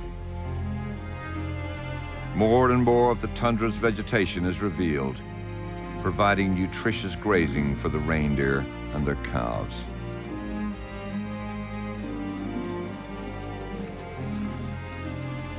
In the peak of the short Siberian summer, temperatures can reach 100 degrees Fahrenheit, making it no less deadly than in the depths of winter.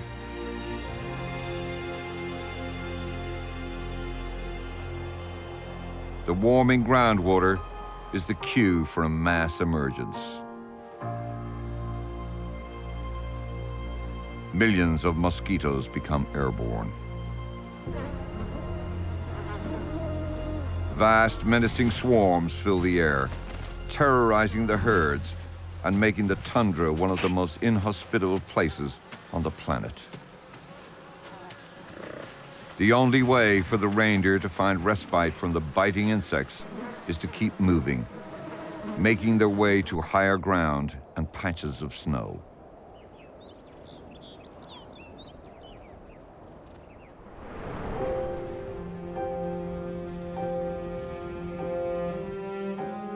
The summer season draws to a close, and once again, high pressure descends on Siberia. In less than 2 weeks, fall has swept through Siberia's taiga forests. The arrival of cooler temperatures is a signal for trees to begin storing nutrients in their roots in preparation for winter. When the sunlight wanes and the leaves stop producing food, chlorophyll is broken down, changing leaves from green to golden.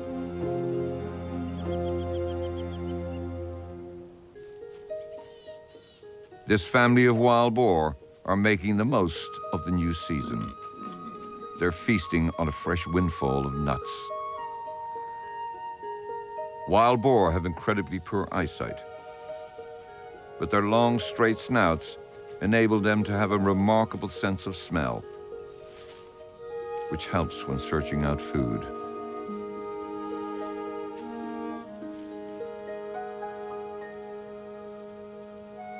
This female has become separated from the group. And with her focus on her belly, this boar unwittingly places herself in grave danger. The forest is a perilous place for a lone boar, especially when night falls.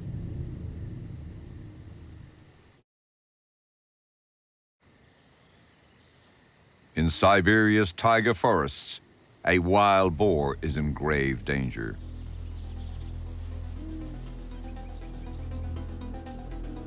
She may be a formidable opponent and can inflict serious injury.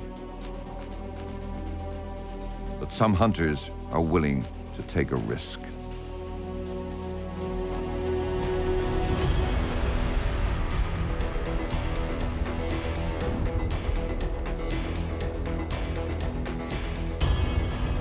This hungry pack of wolves are too desperate for meat to be deterred. Spurred on by hunger, they can outrun a boar.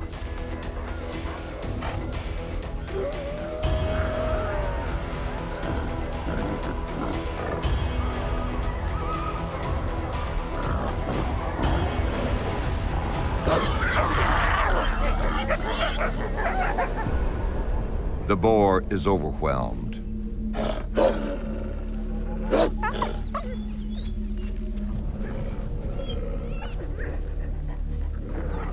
The gray wolf is a boar's main predator, and over the course of a year, an average wolf pack can kill between 50 and 80 wild boar.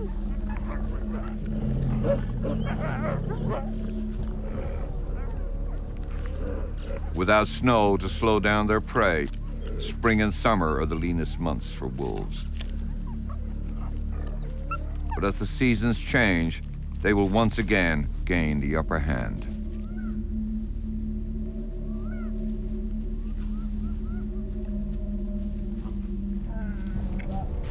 These wolves will hunt throughout the winter, leaving their prey on high alert.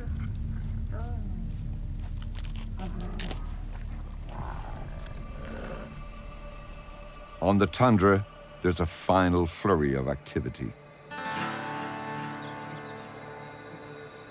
The female reindeer are coming into season. The bulls' bodies are also changing. Their necks swell. They lose the velvet from their antlers. They are now at their heaviest and are primed for battle.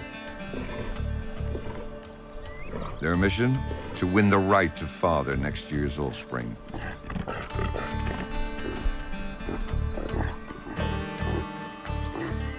For the coming weeks, this bull's sole purpose will be to control his harem and keep other bulls at bay.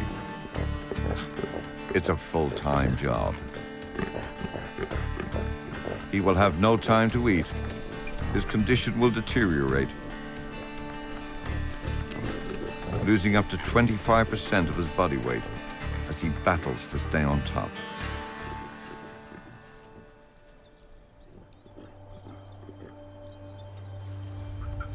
Once again, winter sweeps through Siberia, bringing darkness and cold.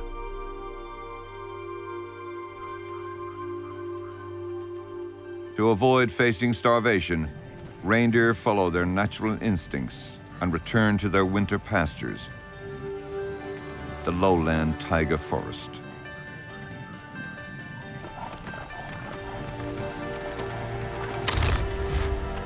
As the mating season draws to a close, battles between males are a last show of strength before shedding their antlers, preserving precious energy resources.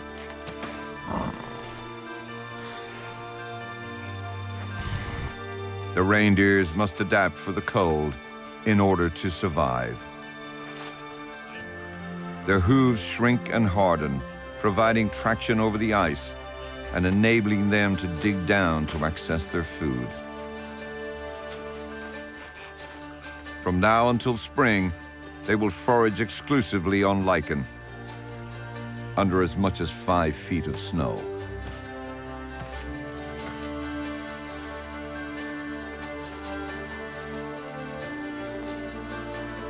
Scratching out a meager existence, the reindeer must continue to forge onwards, remaining vigilant at all times. Wolves are never far away.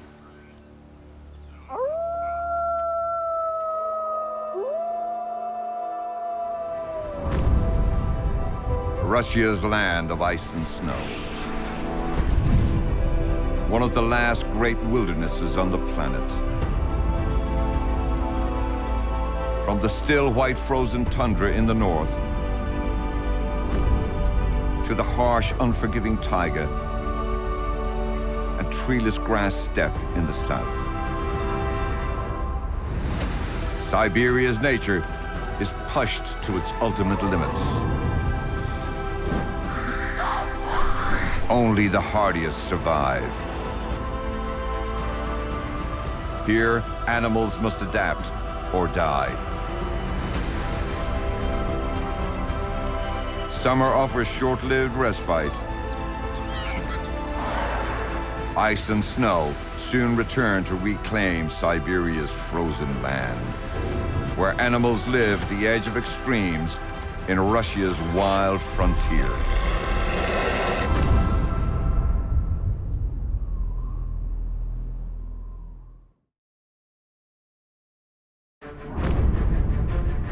Russia, the biggest country on Earth.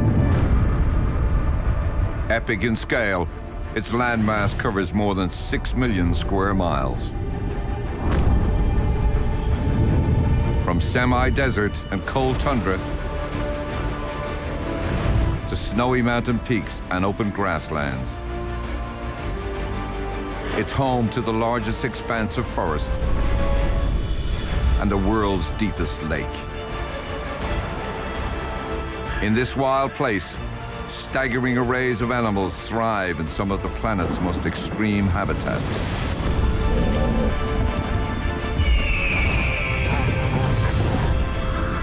This is Russia, one of the greatest wildernesses on Earth.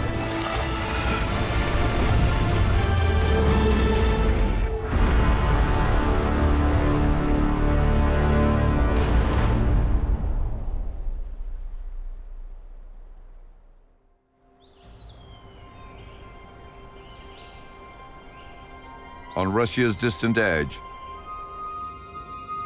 situated between Siberia's Lake Baikal and the Pacific Ocean, lies Russia's Far East. Stretching almost 2.4 million square miles, it's a vast region, about twice the size of India. An unfathomable expanse of forest, intersected by clean rivers. The southern fringe of this rarely explored corner of the globe is one of the most biologically rich temperate forest zones in the world, and an enclave for some of the rarest animals and plants on Earth. Here, subtropical species like Amur leopards, Asiatic black bears, and the Amur tiger come face to face with northern temperate and boreal mammals such as brown bears and sika deer.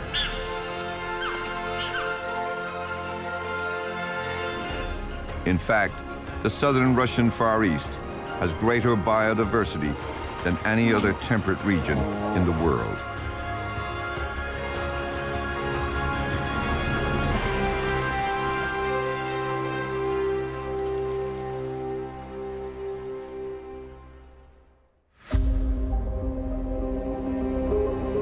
Primorsky Krai, a region in Russia's Far East, bordering China to the west and North Korea to the extreme southwest.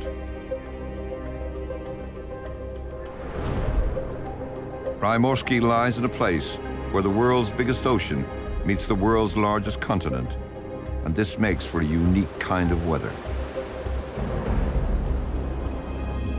Winter here is cold, and come January, temperatures drop to as low as -4 degrees Fahrenheit. Spring arrives late, followed by a brief wet summer, when the mercury can rise to 74 degrees. Fall is undeniably the real jewel among the seasons in Russia's Far East. As September draws to a close, the forests of Russia's Primorsky region briefly blaze in a riot of color.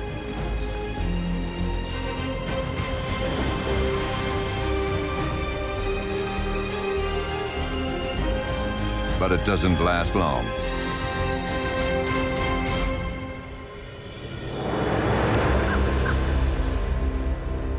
By mid-October, fall ends abruptly. Most of the trees lose their leaves, and now for many, there is no place to hide.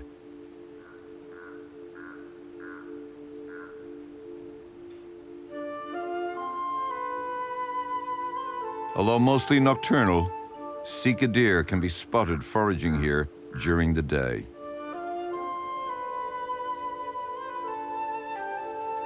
Their coats have begun to transform from their chestnut summer colors to light gray with fainter spotting in winter to help them blend into the forest.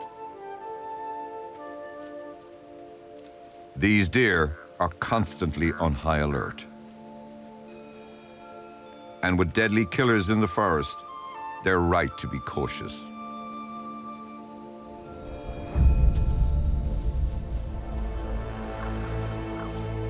One of Russia's greatest predators is on the hunt.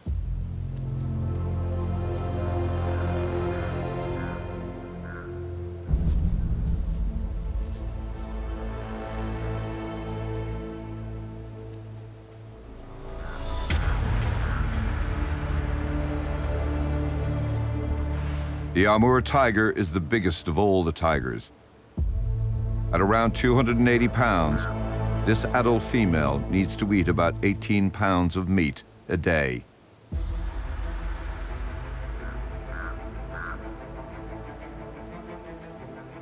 And venison is one of her favorite meals.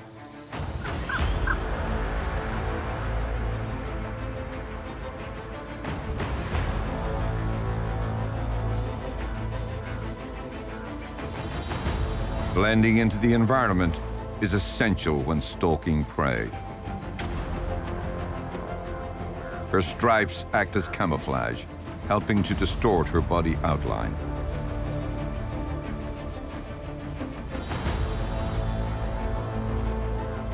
She cannot outrun the deer, so relies on the element of surprise to catch her prey.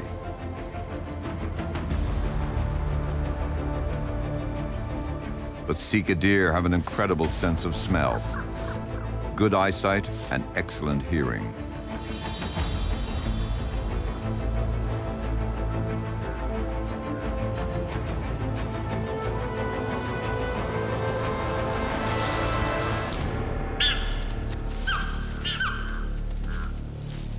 Though tigers are fierce hunters, they are no strangers to failure. Just 1 in 10 attempts to catch prey are successful.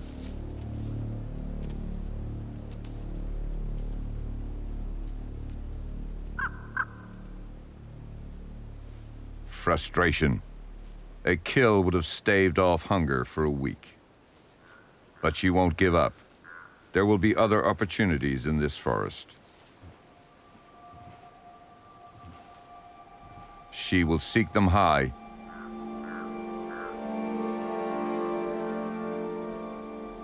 and low. Concealed perfectly into the forest floor, this quail weighs just 3 ounces. But this tiger can't afford to pass up even a bite-sized snack.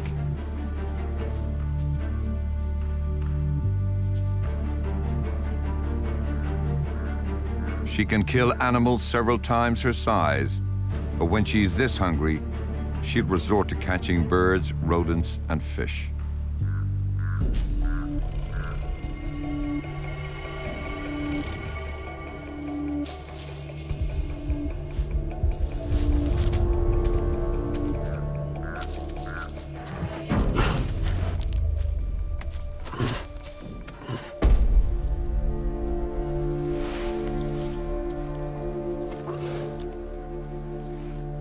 The quail stood little chance.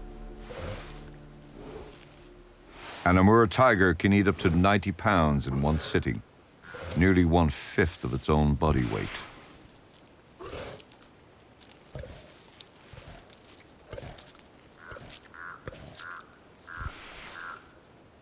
This meager meal won't keep her full for long, but it will give her just enough energy to go hunting again. And soon.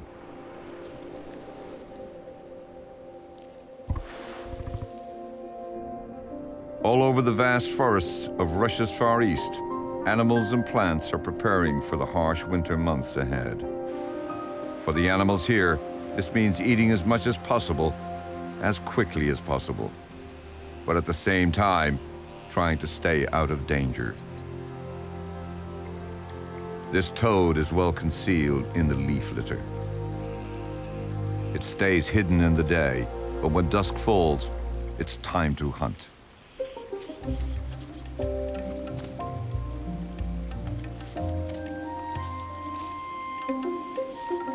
At just 4 inches, this tiny hunter has a voracious appetite and will eat insects, slugs, and worms. But his cumbersome movements have attracted unwanted attention.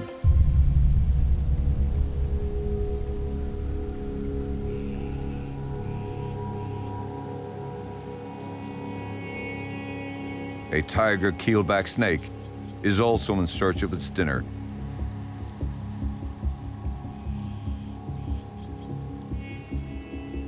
And a toad would do just fine.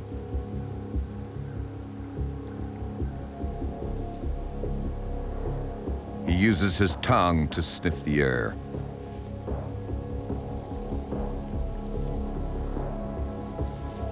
This unwitting toad is oblivious that he's being tracked.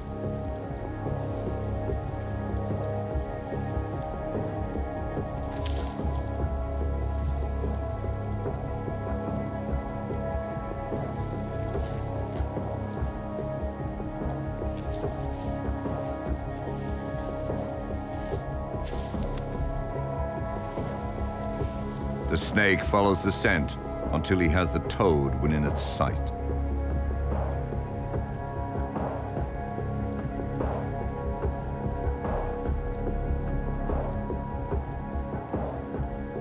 But toads have an inbuilt defense. Glands found behind the ears and eyes and on their skin produce a foul-tasting secretion, enough to deter many predators.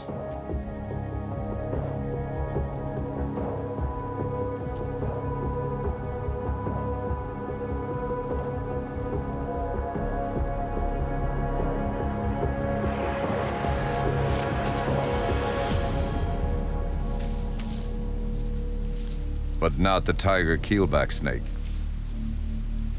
They're resistant to toad venom.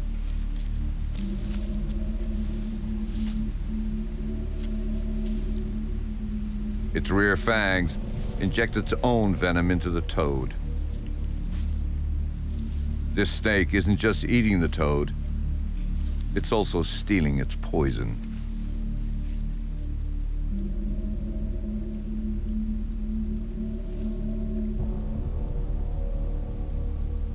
By eating toxic toads, this snake will become toxic too.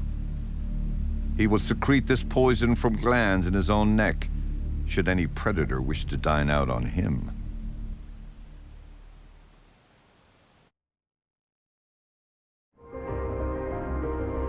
The forests of Russia's Primorsky Krai cover almost 80% of its 64,000 square mile landmass.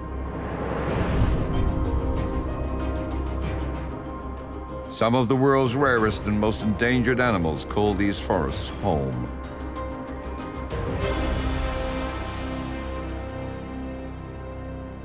Including one of the rarest big cats in the world.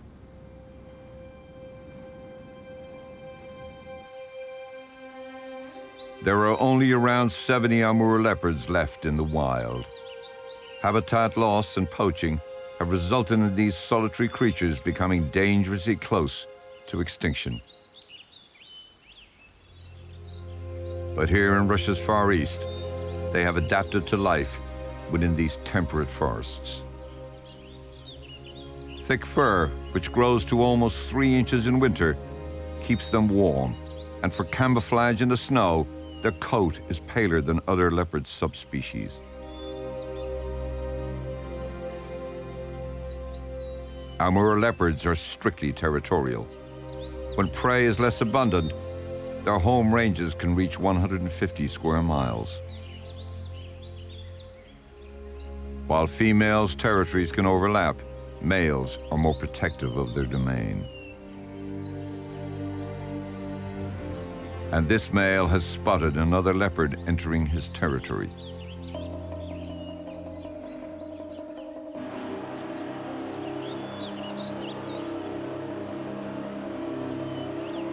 He won't allow it for long. He gives the intruder time to turn back. Fights come with a risk of serious injury or even death. So leopards do their best to make it obvious where the border of their patch is.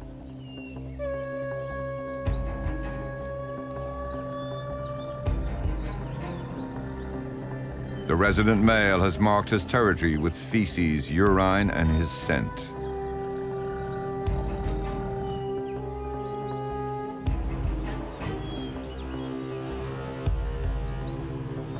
He has also left visible scratch marks on trees.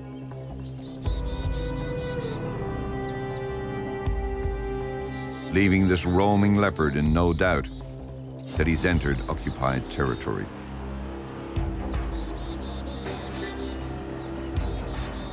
If he comes any closer, a fight will be unavoidable.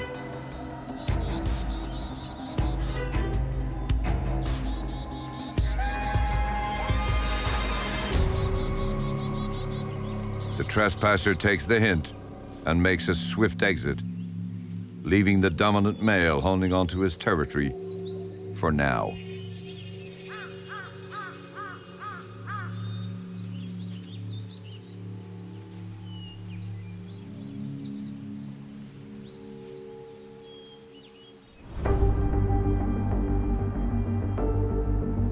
In Russia's Far East, fall comes to an end. Days shorten and temperatures drop. These forests become gripped by frost and snow. And life here becomes tougher for the animals.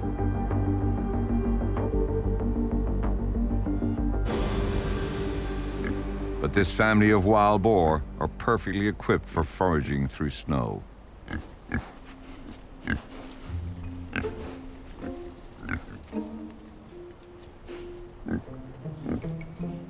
They have an excellent sense of smell and use a powerful, highly flexible snout to root out tubers, worms, berries, eggs, even lizards and mice.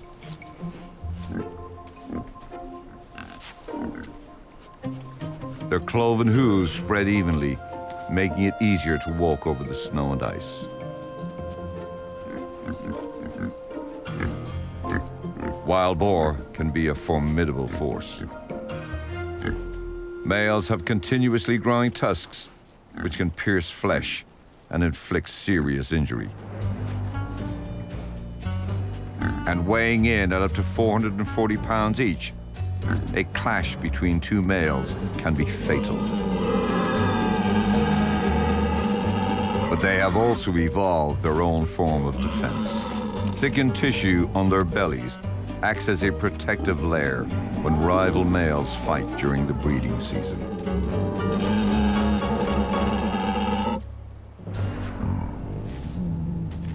Fortunately, for the most part, males are solitary.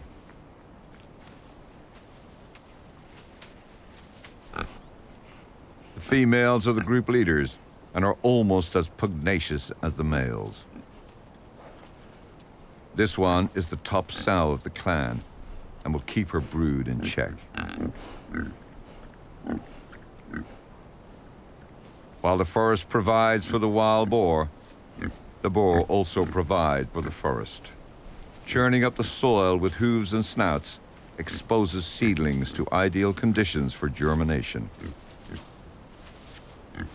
Rooting through the leaf litter also increases oxygen and aids decomposition. They are, in essence, the gardeners of the forest.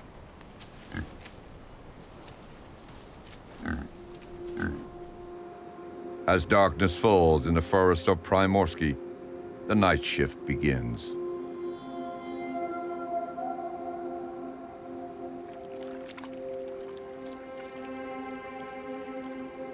Blakiston's fish owls are one of the rarest owls in the world, and at almost 2.5 feet tall, they're also one of the largest.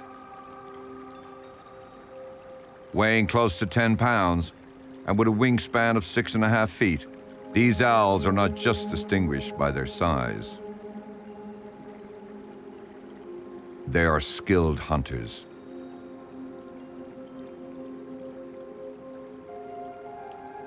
This owl stands at the water's edge, just watching and waiting for any signs of movement on the surface.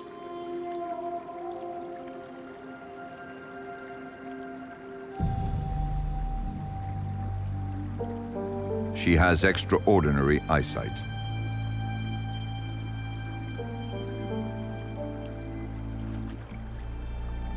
But also channels sound for pinpoint accuracy.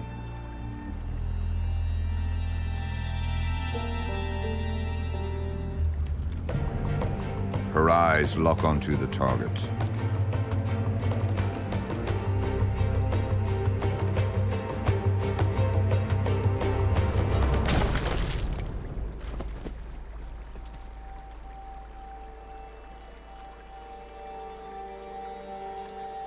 The Blakiston's feet are enormous, with long, sharp talons and rough scales on her toes, all designed for grasping and carrying a slippery fish.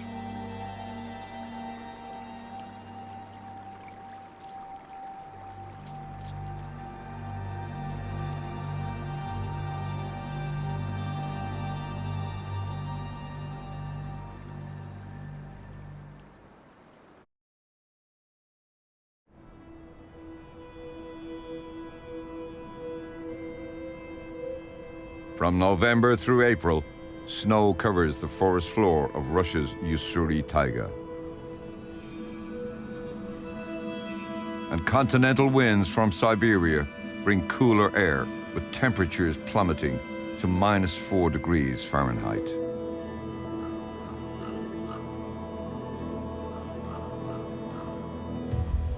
For animals that don't hibernate through the bitter winter, life is hard. Some don't make it, but will provide for others. These black vultures fight over the remains of a sika deer.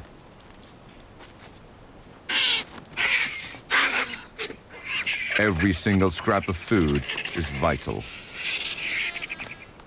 The vultures are not the only ones in need of a meal.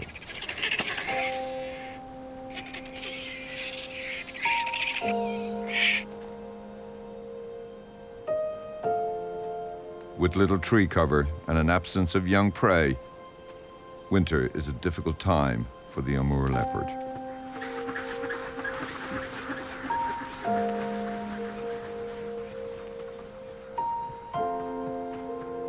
For this female, it's especially tough. She has the added responsibility to provide for her year-old cub.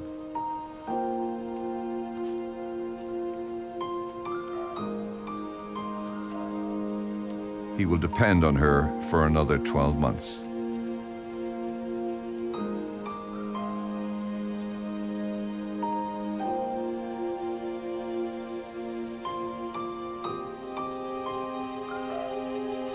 The mother picks up the scent of a carcass.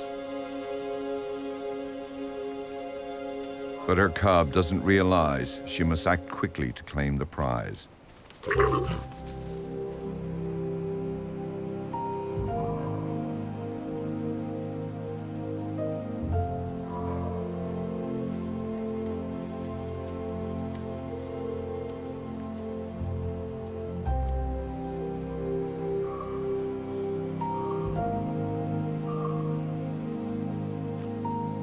It's a Sika deer, but almost frozen solid.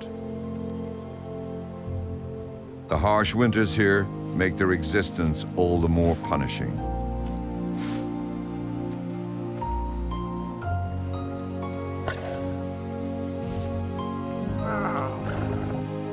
It takes leopards here longer to raise their young than in other places. If she can provide sustenance for her cub for just a few more months. Spring is just around the corner, bringing an abundance of young.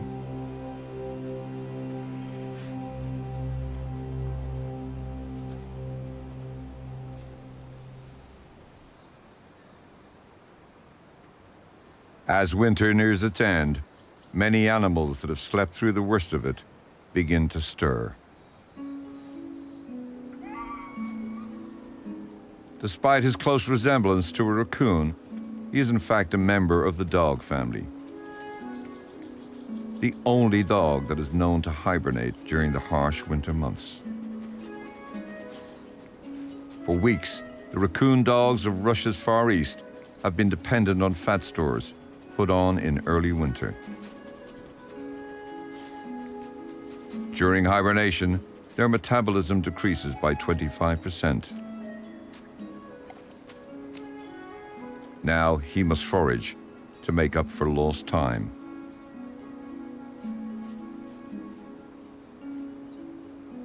A raccoon dog's diet is varied and includes carrion, insects, frogs, berries, even fish.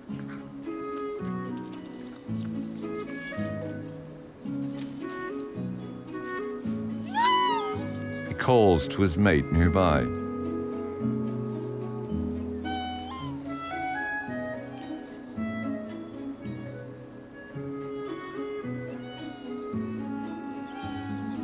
As their world warms, there will be more food available to them, and soon she will be ready to mate.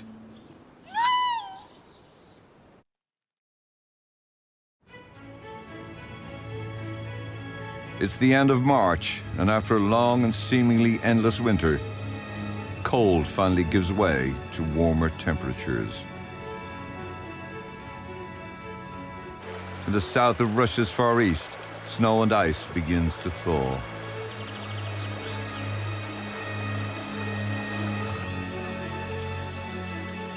Longer days and stronger sunshine signal a change. Spring is on the horizon.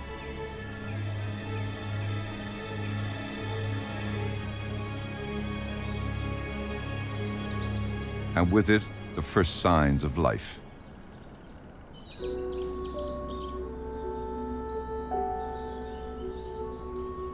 A Blakiston's fish owl curs for her young in the hollow of this old tree.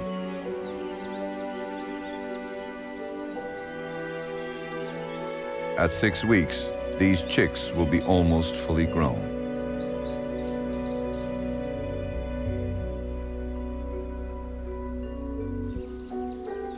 Blakiston's fish owls are dedicated parents, and this chick will spend up to 40 days in the nest. Once she has flown the nest, her parents will continue to care for her for several months to come. Juveniles will linger within their parents' territory for up to 2 years, slowly developing their own hunting skills under the watchful gaze of their attentive guardians, before venturing out to find territories of their own.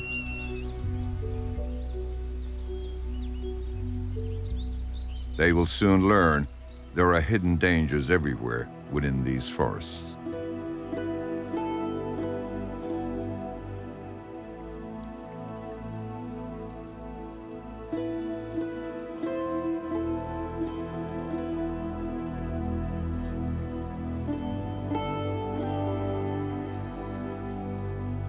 This fire-bellied toad has recently emerged from its winter hibernation.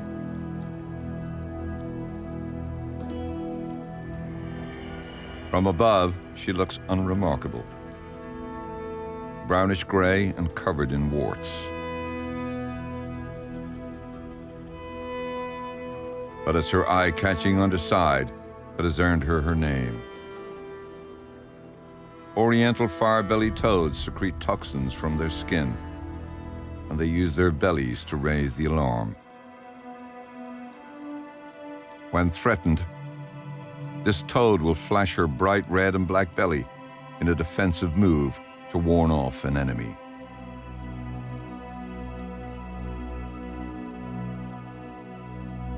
But right now, she's got other matters on her mind.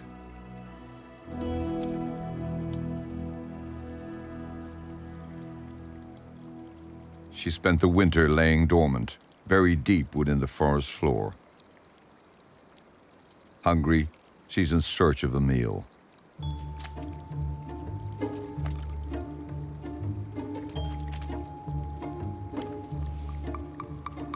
Beetles, ants, worms, and other insects are what she's looking for.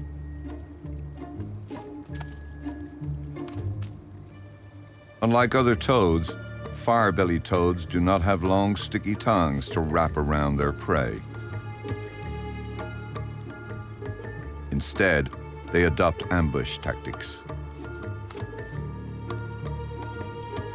This toad is a stealth hunter.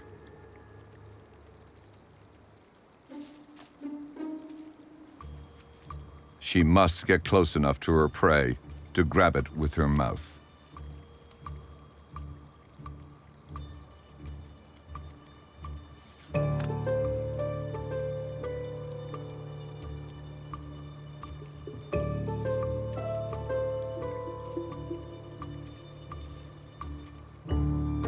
With her eyes on the prize, it's all about the lunge.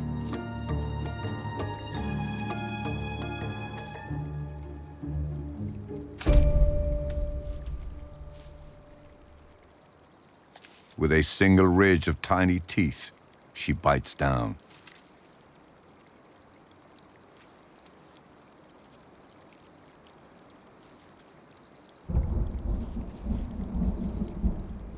Very soon, this fire-bellied toad will make the journey to waters to breed.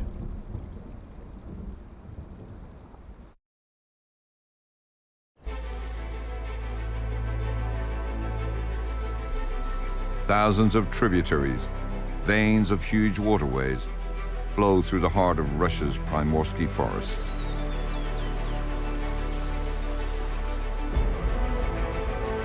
On the western side of the Sikhote-Alin mountain range, most of the rivers either flow north to the Amur River or drain into the basin of the biggest freshwater lake in Russia's Far East.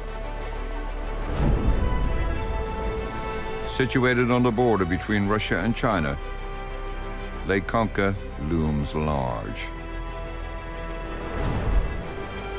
Spanning 1,500 square miles, it's one of the most important sites for migrating birds in all of Eastern Asia.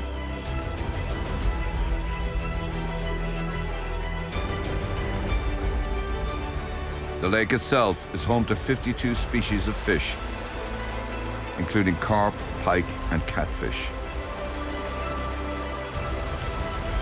Lake Kamchatka is also the home for a mysterious creature.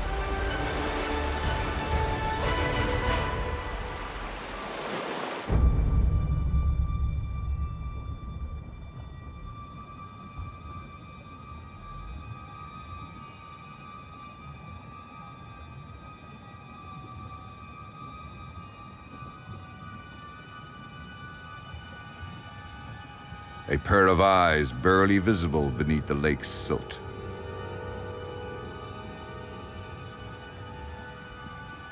With a long snout and tube-like nostrils, this soft-shelled turtle lies discreetly, ready to ambush her prey.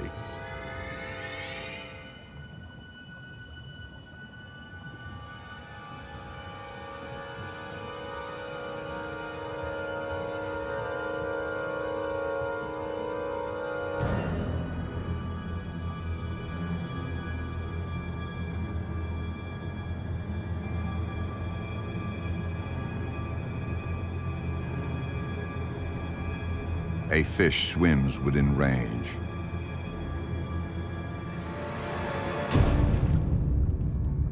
This unwitting fish is an easy catch for this lightning-fast hunter.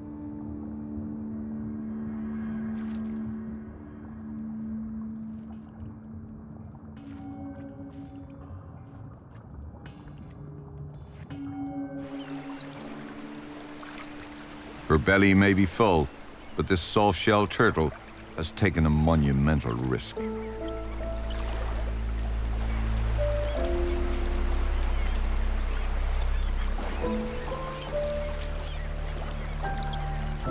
She has left her eggs vulnerable to opportunistic hunters. But the gamble she's taken may well be in vain. A relentless scavenger is on the prowl.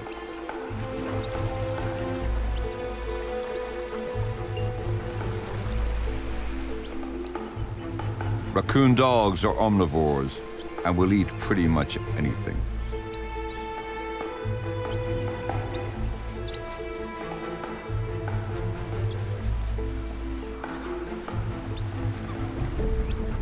The turtle mother is powerless. She can only look on while the raccoon dog devours her offspring.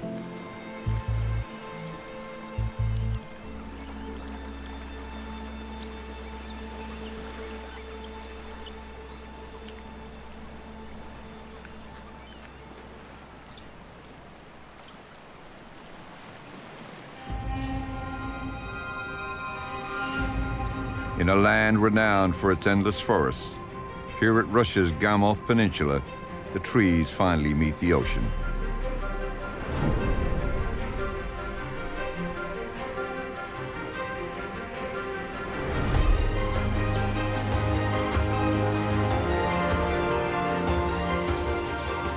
This jagged coastline harbors waters rich in marine life.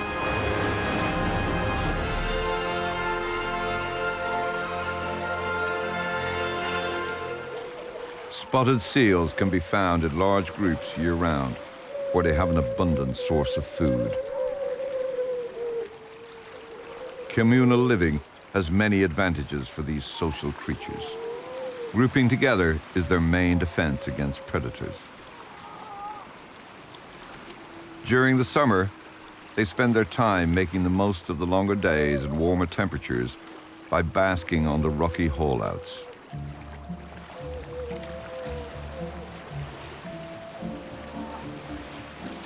Weighing up to 250 pounds, the spotted seal has a relatively small body, measuring just over 5.5 feet. Short back flippers provide thrust, while the small front flippers act as rudders. Spotted seals spend between 7 to 12 hours out of the water each day.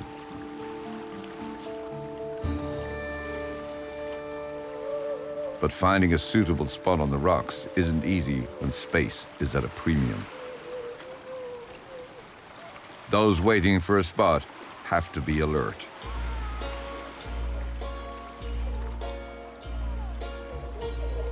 When spaces become free, they must quickly make their move.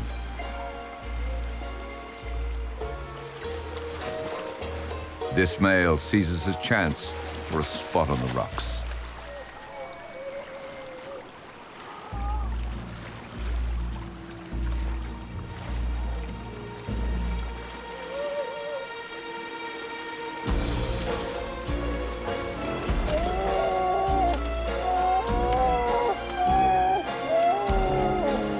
But he's not welcome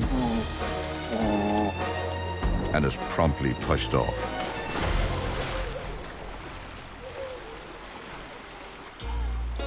He won't give up, though.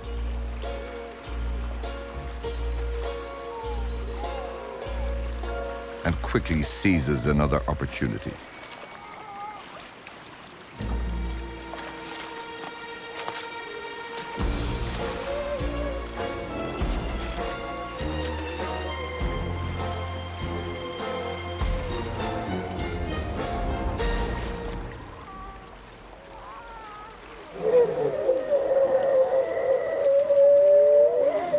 This dogged individual's persistence pays off. Time for a snooze in the summer sun.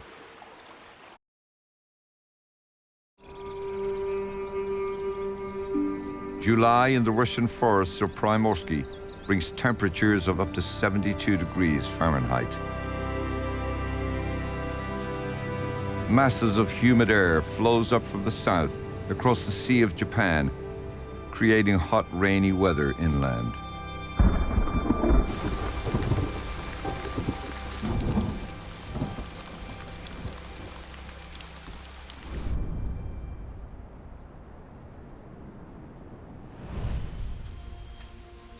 Brown bears like to feed in the morning and evening to avoid the afternoon heat. During summer, Ussuri brown bears eat light. They seek out pockets of greenery along wetlands and streams to feast on berries, soft fruits, and succulent roots. And invertebrates provide a welcome change. As summer progresses, these bears spend a significant time grubbing for ants.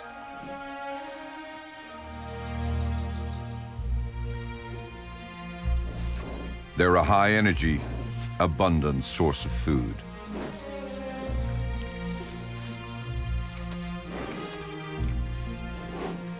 Using its acute sense of smell, it can sniff out an anthill from up to 100 feet away.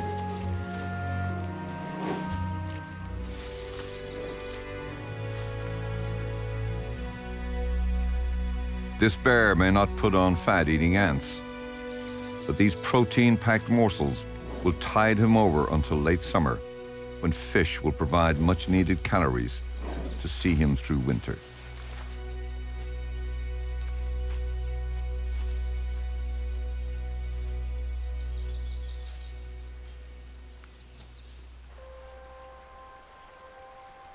All is quiet at Lake Kanka. But during the next 24 hours, it will host a mighty insect orgy.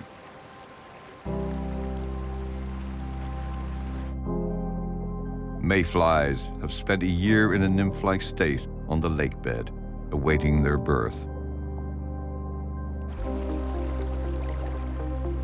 Now, as mature adults, they only have one goal: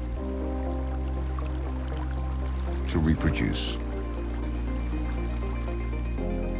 With the clock ticking on their brief lives, there's no time for romance.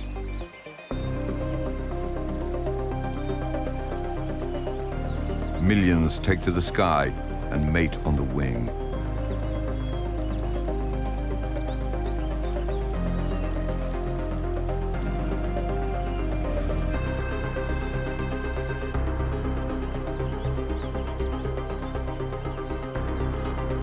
They lay their eggs and promptly die.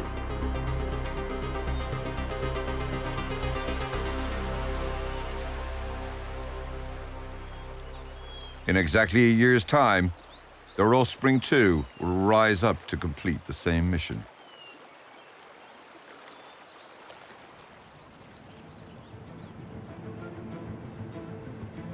Soon the air will turn cooler in Russia's Far East.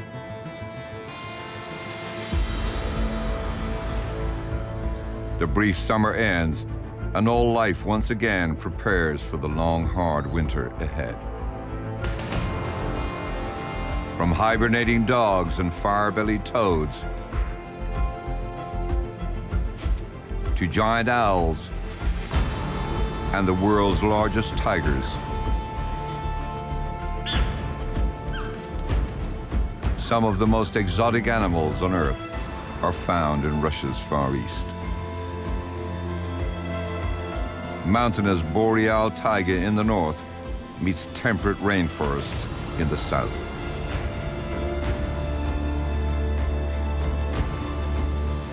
Here species find their last refuge in a wild place like no other. This is Russia's richest diversity hotspot.